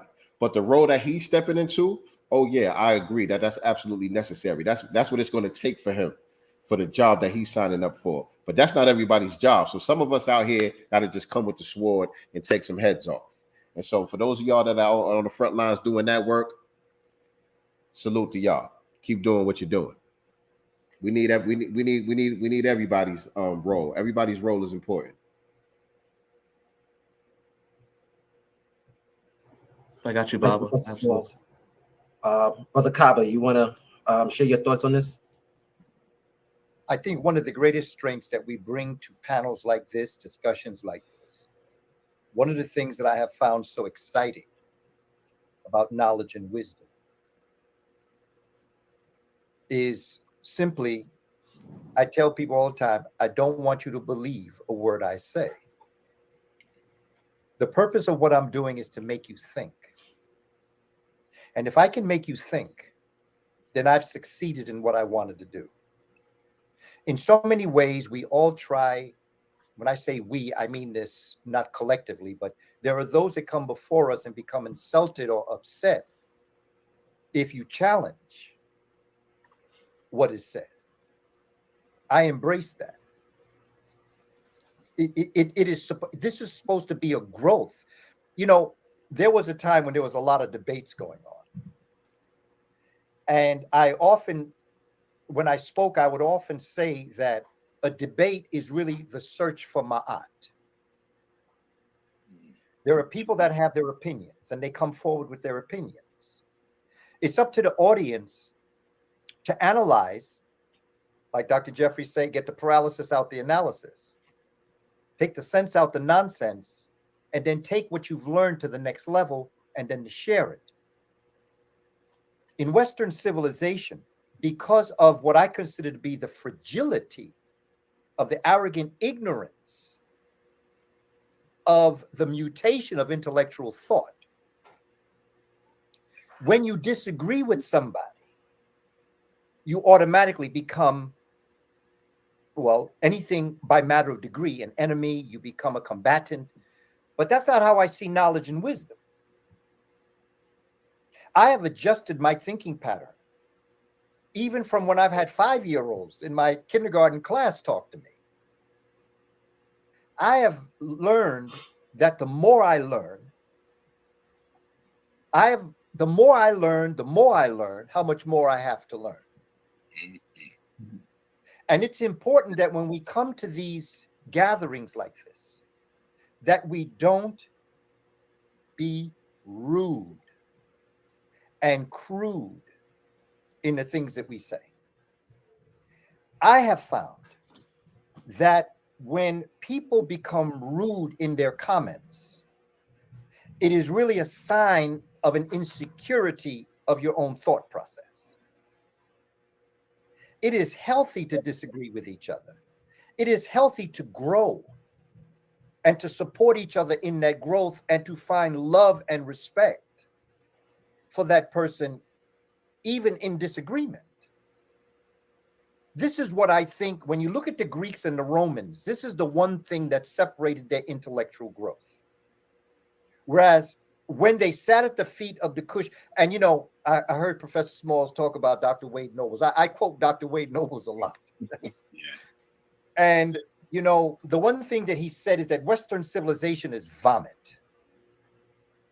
He talks about the rich meal that the Cush Kemet had prepared. And I can't separate Cush from Kemet because the Kemites were the Cushites. There is no such thing as a first dynasty. Right. That comes from a European perspective because that's the first Africans they came in contact with post 6th dynasty. So they came in contact. And so to them, it becomes a first dynasty. But Mene actually is a continuation of a southern thrust of Africans coming out of the Kush, and the Kush and the Twa are related also. And so when the Kush Kemet, the Twa and Mbuti set out and laid the table of this rich meal of intellectual endeavor, it was too rich for the shallow digestive system of the Greeks. And so what happens when you eat something that's very rich, that you don't have the enzymes, the spiritual enzymes or the physical enzymes to digest, you regurgitate it because your system can't take it. So you vomit it back out. And because the Greeks could not understand what this rich meal was and they regurgitated it, that is what the Romans then took and developed their civilization from, which is they ate the vomit and then threw it up. What I've encouraged our people to do, as Dr. Wade Nobles has said it, as I've analyzed his thought, is don't throw the vomit away. Examine it. Because in that vomit was that rich meal that our ancestors prepared. This is the purpose behind my book, Spirituality Before Religions, and Shabaka Stone, was to examine Western vomit in science and to be able to prepare the meal for our people, for them to be able, because brothers and sisters have the enzymes in their DNA, intellectually and spiritually, and intellectually to be able to digest that original meal that the Greeks vomited and that the Romans re-vomited. And when you look at this civilization over the past 5 years, Western civilization has violated every group, even to the point where they are denying global warming. We as an African people have been around long enough to have gone through the cycles of warming trends and cooling trends on the earth. We've been around long enough to understand those trends. These folk are so arrogantly ignorant, they're taking the blame for starting a warming trend that started thousands of years ago. Now, where this civilization went wrong is they polluted the land, the water, and the air. That's their problem. That's what they did. But this warming trend has been coming along all the while, just like there'll be another cooling trend in a couple of thousand years. And then there'll be an interstadial, that's another warming trend. And so the point I'm trying to make more than anything else, family, is that as African peoples, original peoples thinking, we must stop fighting amongst ourselves. And if I have a problem with a brother or sister, I will call them up personally to talk to them. And if I don't call you up to talk, which I have done in the past, to have a conversation, it becomes important in our conversation that we understand that when the greatest threat on the planet today to white fragility, I tend to want to deal with white fragility as opposed to white supremacy. The greatest threat to their fragile nature is for us to come together. And for us as a people to understand, like the atom is the core to a molecule, the family is the core to our moving forward. People build nations, families build dynasties. Nations rise and fall, but dynasties last forever. Dynasties ain't built on baby daddies. And I don't know what we did before this thing called marriage occurred. But the one thing that we did have towards each other as brothers and sisters was commitment to each other. Respect for each other. You know, my brother Mfudishi introduced me to a term that we called our women. And the way he defined it, he said it was Hemet Neset Waret. This is how we refer to our women. Hemet Neset Waret. It was a metaphor. Hemet Neset Waret. In the metaphor, as my brother described it, was the deep well of water we return to when we have been parched by the desert. Now, for those of you who have been to Kemet or into a desert, you know what parched is. Okay, it's not thirsty. Parched is when you be kicking out dust out your mouth because you're so in need of water. And to think that the metaphor that we would see our women would be as a man when we had something that we had to solve in whatever level it was, that she was not just water. Our sisters were not just a well of water. Our sisters were a deep well of water, which tells you something about how we viewed our sisters long before they were bitches and hoes. They were a deep well of water that we return to when we are parched by the desert. And that you commit yourself to. And you build your families around that. Unity. But first, we got to unify with ourselves. And now I go back to what my brother, Professor Small, said. I love you because you are me and I am you. It's very simple, you know. It's complex, but it's very simple. The two cosmic commandments. Number one, Brother James said earlier, realize that each and every one of us is the creator having a human experience. And the second commandment is to treat the creator's creations, which is not just human beings, it's nature. To treat the creator's creations as we would treat ourselves. And if we view ourselves as the creator, as a God, then we would look at nature as a God, and we would do nothing to nature that we would not want done to us. And one of the most favorite characteristics of Ma'at to me, okay, order, balance, harmony, justice. Okay, I understand all that. But the one I like is reciprocity. We'll go around, come around. And if you honestly believed that how you treated each other and nature was going to come back on you, if you honestly believed it, you would treat everything outside of you with the same respect that you treat yourself. And if you do it real bad, it'll come back on you sevenfold. But if you do it real good, it'll come back on you sevenfold. This is the Christic ethic of which this entire Abrahamic religion came out of, the resurrection of the soul. And we have got to stop fighting amongst ourselves. We have to stop talking to each other the way we've been talking to each other. Look, let me just drop what I'm seeing in the chat. Let me just make it real plain. I love and I respect my brother, Tariq Nasheed. Oh, they got mad in the chat when he said that. They lost their mind in the chat when he said that. Hold on, let me see if I can open up the chat.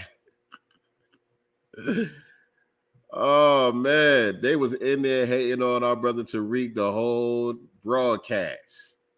Let me see what they talking about over here. You are deliberately going out of your way to make a wedge that did not exist. It was not there. Tariq, along with Yvette, started spewing that nonsense. So therefore, don't hide your hand and act like blah, blah, blah. Family, we need to get these young folks together and completely push back on FBA. It's become too much of a cult. Right? So this tells me that they're listening to the parts of what the elders are saying that sound good to them, that resonate with what they already want to believe. They're not listening to the holistic aspect of this conversation. They're taking the parts that already sit well with their current beliefs and they're holding on to that. And so they like, yeah, Baba, this FBA shit gotta go. These FBA niggas is a problem. Yeah, the Babas is right. We need unity. We need Pan-Africanism. I don't know if y'all can see it. It's very small on my screen. I don't know if y'all can see it, but that's basically was the energy in the chat. Everybody's, they're listening to what the elders are saying, talking about, unifying and the importance of Pan-Africanism and they're thinking in their small P brains that this is a condemnation of foundational Black American as a movement, and this is a condemnation of Tariq Nasheed. Right? So when Dr. Kaba said what he said, oh, they lost their mind. They couldn't believe it. They wanted to log off.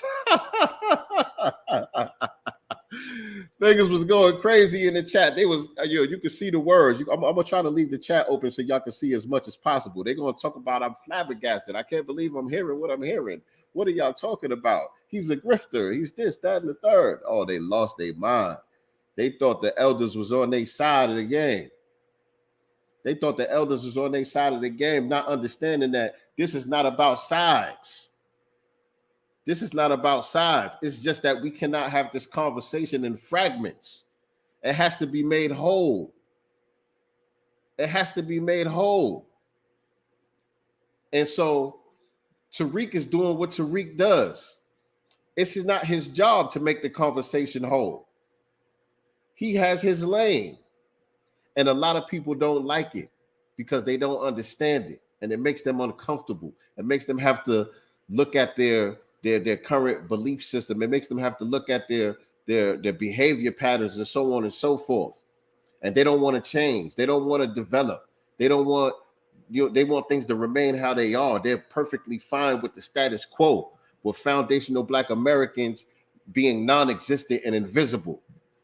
They're perfectly fine with that. And so Tariq Nasheed is shining this bright light, and he's doing it in the way that he does it.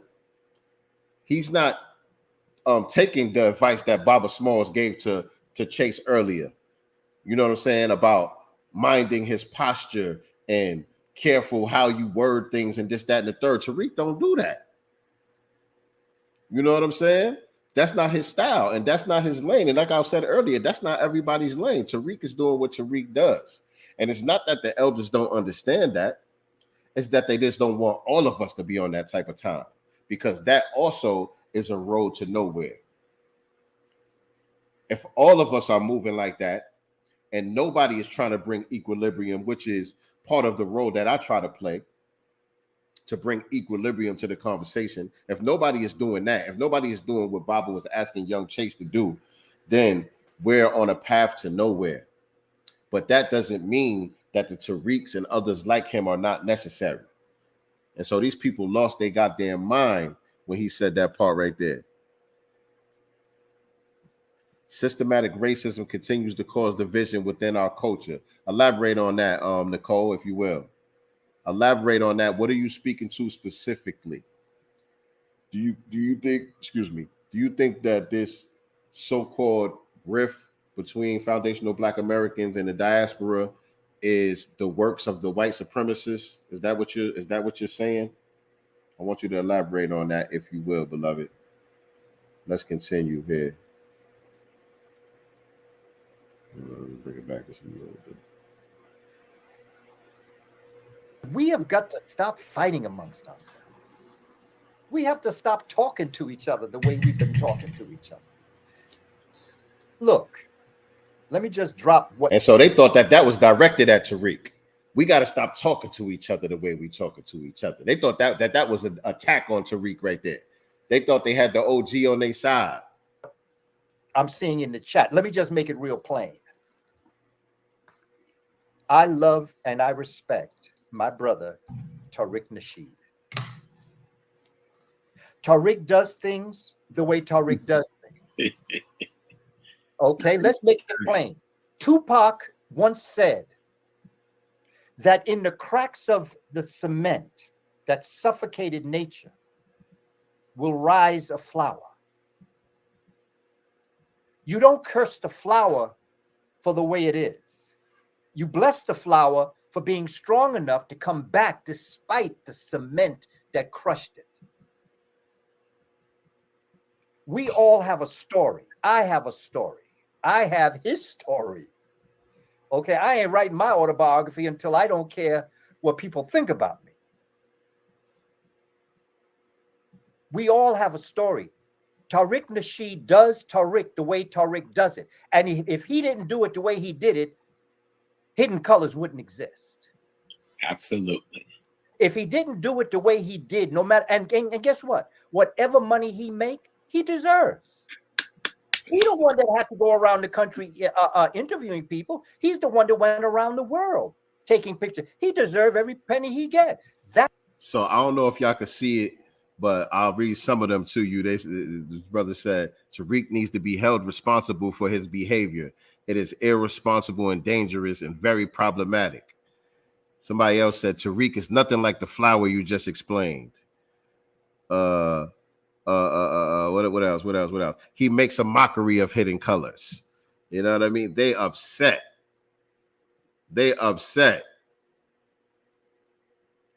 Just before that, the same brother that just made that comment, just before that was saying, oh, Baba James Smalls and Dr. Kaba, I can't wait to meet you guys in person. Oh, I can't wait to meet you guys. I love you guys so much. You guys are real Pan-African representatives. We got to get rid of this Tariq guy. He's causing problems out here. Now they upset at the Babas. That's what is hilarious. Our brother meant when he said in 444, I'm a business man. I'm a business man. Tariq is doing business in culture. And no matter how different he may present himself from me, I still love, respect him, and my strength in my brotherhood towards him is that I may not say it. Same thing with Dr. Khalid. When I used to talk to Dr. Khalid used to say, man, I don't talk to people like you talk to them. And I used to say, well, you know, brother, Dr. Khalid, I don't talk to people the way you talk to them. But I realize your place in our world. And folk need to hear you, brother. And they need to hear me. It's not about one, it's about all of us. And I thank anyone that is doing anything for Black people. And Tariq Nasheed has been on point, pointing out certain people, saying things the way he says it, to keep people on point. And I say to us, let us understand each other. And let us understand that I don't say it the way people say it.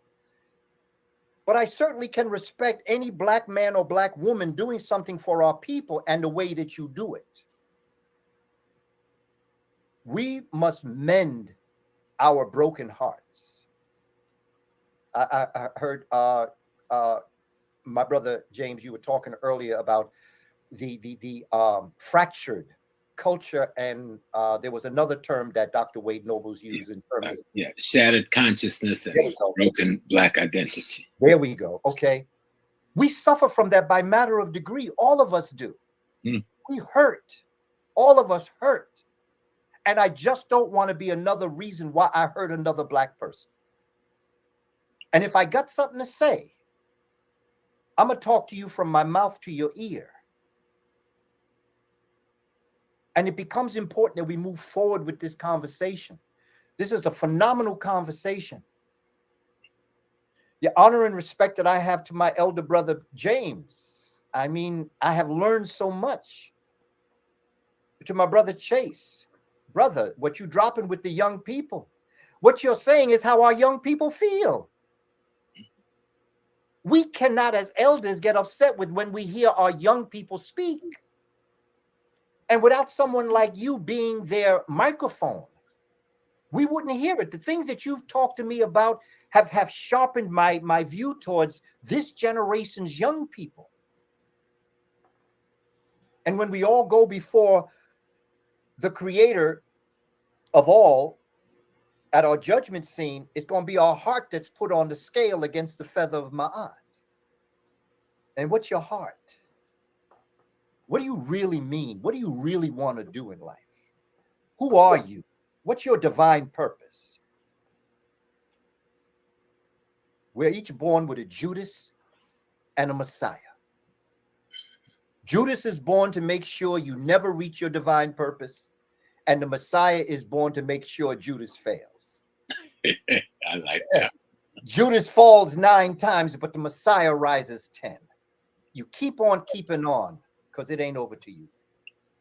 That's right. That's right. That's right. That's right. That's Let me right. say, if you may, brother, something. All right, family. All right, family. All right, family. That's about it as far as the stream right there. That's about it as far as the stream. As far as I'm gonna go with it. They're gonna from here. They're gonna begin to get into a lot of history and different esoteric information and metaphysical information, which is very, very good and very, very, very powerful. But as far as this conversation about foundational Black Americans and Pan-Africanism, that pretty much covers that portion of it. So I'm gonna end it right there, and I'm gonna get ready to bring some of y'all on if y'all want to come on and chime in. I'll be on here for just a little while longer, you know what I'm saying? Just to get some of y'all thoughts, some of y'all reactions. I appreciate everybody that tapped in for the watch party. This was dope. I told y'all it was going to be a lot of fun. Type a number 7 in the chat if y'all have fun tonight. If y'all enjoyed yourself on this at this watch party, type a number 7 in the chat. And Nicole, I would say to your comment, let me see. Tariq has used his platform to expound on necessary conversations that are conducive to our community. I agree with that. But if I caught what you were saying earlier, Nicole, when you said the comment about the division and systematic white supremacy continues to cause division, maybe I misunderstood what you were saying, but I took it to mean that that this is just more division. You know what I'm saying? This us defining ourselves as foundational Black Americans and circling our wagons and having all these other groups hold their own nuts. You know, this thing that we've been doing. If you were saying that that's causing more division and that's the work of white supremacy in our midst causing more division, I would disagree with that. I'm not sure if that's exactly what you were saying, but that's what I took from the comment, and I would disagree with that. And I would say that actually the division was already there. All we're doing is pointing it out because we have been trying to unite with people who were already divided from us, and that has had us on a treadmill to nowhere. And so, what we're doing, we're not being the pawns and tools of white supremacy to cause more division.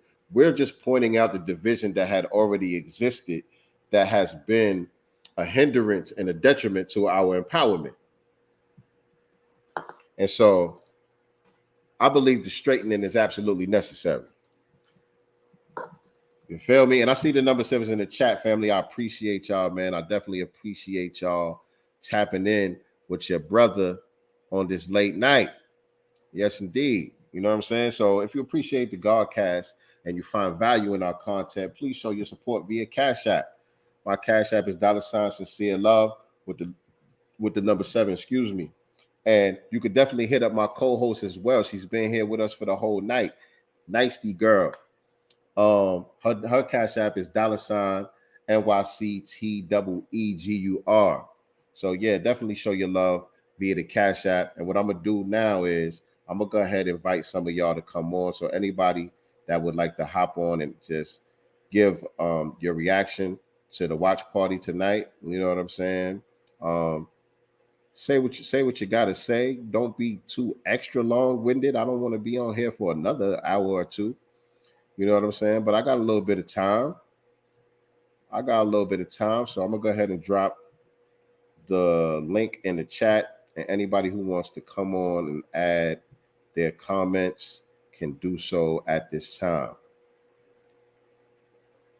And let me see. I think if you're watching on Facebook, I don't think the chat is gonna. I don't think the link is gonna be available in that chat on Facebook. So you might have to head on over to YouTube to click the link if you want to come on to give your feedback. If you're watching this on Facebook or even Twitter, I don't think that the link is going to show up in your chat. So you will have to head on over to YouTube. Just type in my name, Sincere Love to God, join the live, and you will see the StreamYard link in the chat. And you can click the link and hop on and say what you got to say. You know what I'm talking about? As a matter of fact, while we're doing that, let me put on my music, man. Let me put on my music.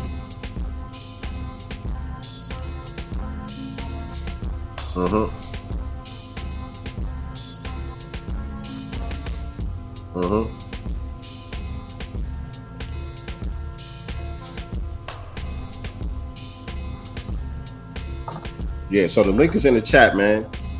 Anybody want to add on? I know some of the ladies, y'all got y'all bonnets on. You know, you ain't got your face together and all of that.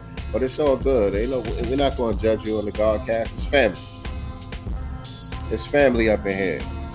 And also, if you don't want to turn your camera on, you don't have to. You know what I'm saying? You could just do strictly audio. You could leave the camera off and turn the microphone on and just say what you got to say if you don't want to be seen on camera. That's fine as well. But the link is in the chat on YouTube if anybody wants to join. Let me see.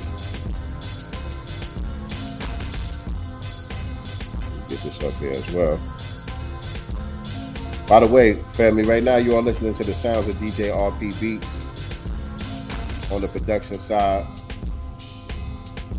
That's from a track called God Painted Me Black, off of the Spirit and the Shield album. That's available on all streaming platforms right now. The Spirit and the Shield, available on all streaming platforms right now. Make sure y'all go check that out. DJ RP Beats, Sincere Love to God.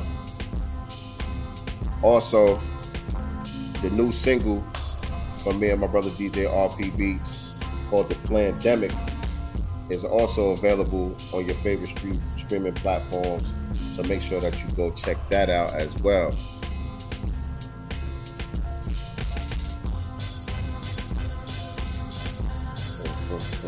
God bless your life. God bless your life. Appreciate you, Mama Love.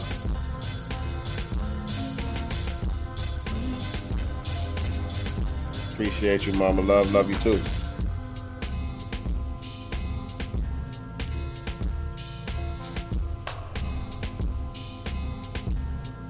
All right, so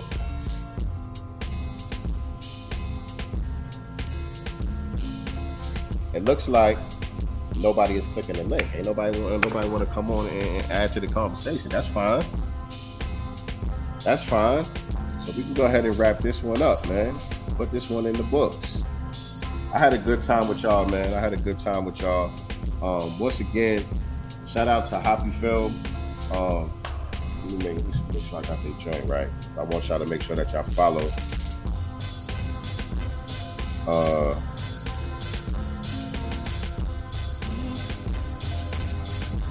Make sure I got them right.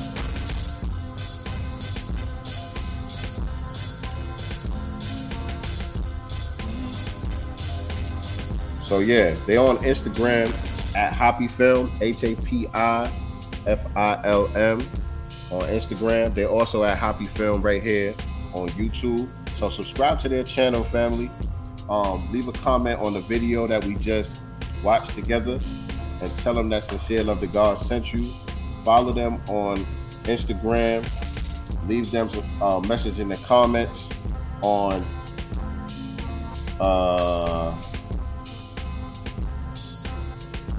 where is it? I know they promoted the broadcast. Yeah, there's a flyer. I don't see it though. But I believe they had a flyer on here for the broadcast. Oh yeah, it's right here. So the flyer that's on the page that was advertising that broadcast that we just watched, leave a comment under this post and tell them that Sincere Love the God sent you and you're a new follower. Let them know that you're a new follower and that Sincere Love the God sent you. Also, I want y'all to go to my brother Chase McGhee's page at Voice of the Ancestors. Voice of the Ancestors, regular spelling, no underscores or nothing like that. He's at Voice of the Ancestors on Instagram. That's our young brother right there. Chase McGhee.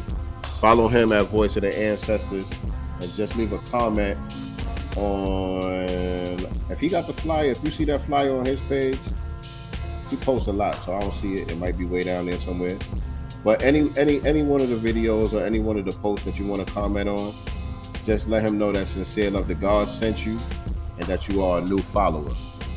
All right. Also, Baba James Smalls, I don't think he's on here like that. I think there's like a fan page of his or a page that somebody else runs of Baba James Smalls, but he's not really active on Instagram like that. But Dr. Kaba Kamene, he's on Instagram. If you just type in Kaba Kamene, CABACAMENE,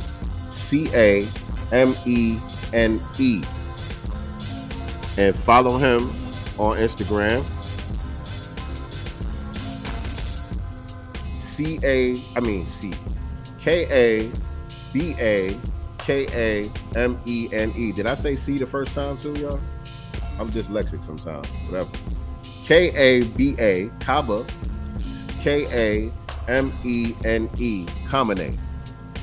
There's another page of him. I don't know who runs it, but the other one has an underscore behind it. I don't know if somebody else is running that page. I don't follow that page. I don't know if he's affiliated with it at all, but I don't want you to get it confused. Make sure you follow the page with no underscore. There's a picture of him, his profile picture. He has on the beret to the side. He's throwing up the fist. He got on the black jacket, the black beret. He's throwing up the fist. That's his official page. There's 122,000 followers on that page. The other page only has like 100 or something followers or whatever. So I don't know if he's affiliated with that page at all, but follow this one. This is an official page. He's active on that page. It's him that runs the page. You know what I'm saying? He's responsive. Also, I hit him up the other day. He's definitely responsive. And so he does have a clip from the broadcast on the page. So leave a comment on that video that he posted from the broadcast and let him know that Sincere Love the God sent you and that you are a new follower to his page. Also, use the link in his bio to get some of his work. I know he has some free material inside the link in his bio. There's some free material. He has a study guide that he gives away for free. Powerful study guide, powerful information, a lot of history, and that's absolutely free. He says it's his greatest work and it's available for absolutely free. Just click the link in his bio and go check that out. But we do have somebody that wants to add to the conversation before we get out of here. So let's hear from our sister, I'm a Culture. If I could get her on. It says device not connected. I see you trying to get in here,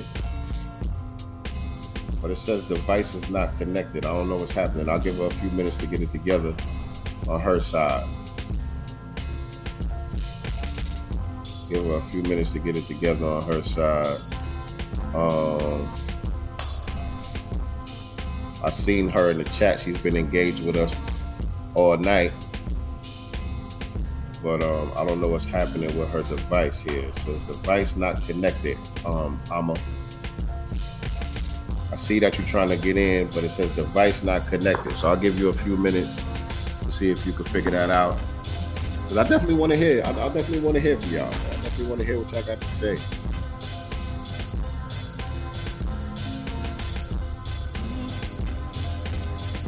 So I have to figure this out next time. What is it saying on your side? What is it saying on your side, Alma? Let me see if I can help you out real quick.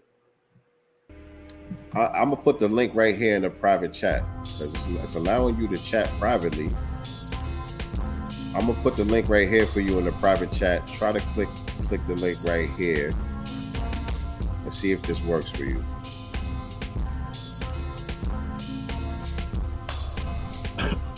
See if that works for you. I put the link inside the private chat.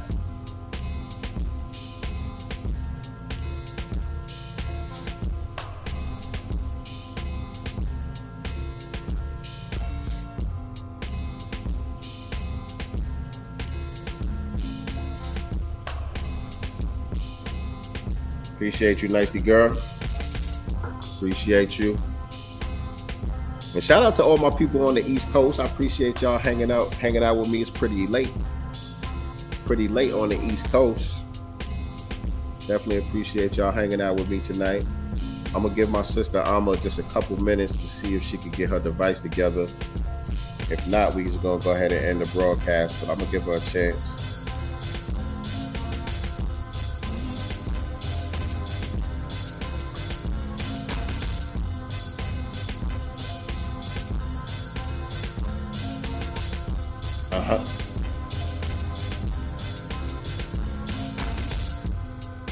Listen, even out of the mud, we still shining like a diamond. Got people copying us. You see, it's obvious to us that never make the game fair because we be washing them up. I ain't just talking sports and entertainment. That goes for any field of human endeavor. We ain't nothing to play with. We been had our mathematics up. Just trying to shine some light on the world. We on our Lewis Latimer. They write their history and scratch us off it. But the only thing they ever invented was the patent office. By the way, I bit that line off of Dr. Kaba, by the way. Dr. Kaba said that on one of the Hidden Colors. The only thing they ever invented was the patent office. And so like I always tell y'all, man, I am not the master teacher. I am only a master student and a signal booster for the voices of the new Black media. And so I appreciate y'all tapping in with me this evening, this night, on tonight. We had a good time. Make sure you share it out. Let people check it out on the replay and all of that. And I will see y'all this Sunday, 4 p.m. Eastern Standard Time, 1 p.m. Pacific Time. Me and my sister, nyctegur, will be back with another episode of Sincere Love the Godcast. Chop up some good game with the family, so make sure y'all tap in with us for that. Also, make sure you are following me at Sincere Love the God on all social media platforms so you can keep up on everything that we got going on. We're definitely about to launch the new season of the Black Business Showcase. We're getting the schedule together as we speak. So probably Sunday, we'll probably have a date announcement for y'all this Sunday for when we're gonna do the first episode of season 1 for the Black Business Showcase. So make sure y'all tap in with us this Sunday, family. We should have a date locked in by Sunday. So tap in with us this Sunday and we will see y'all on the other side. Peace and Black love. Hold on. I'm about to mess up the game. Pushing the wrong buttons over here. All right, so did I say what I had to say already? I think I said what I had to say, family. Remember, we are not the master teachers, but we are the master students. and signal boosters for the voices of the new black media. Peace and black love. Do for self or suffer the consequences. The wisdom of Elijah's inside of the conscientious. So I move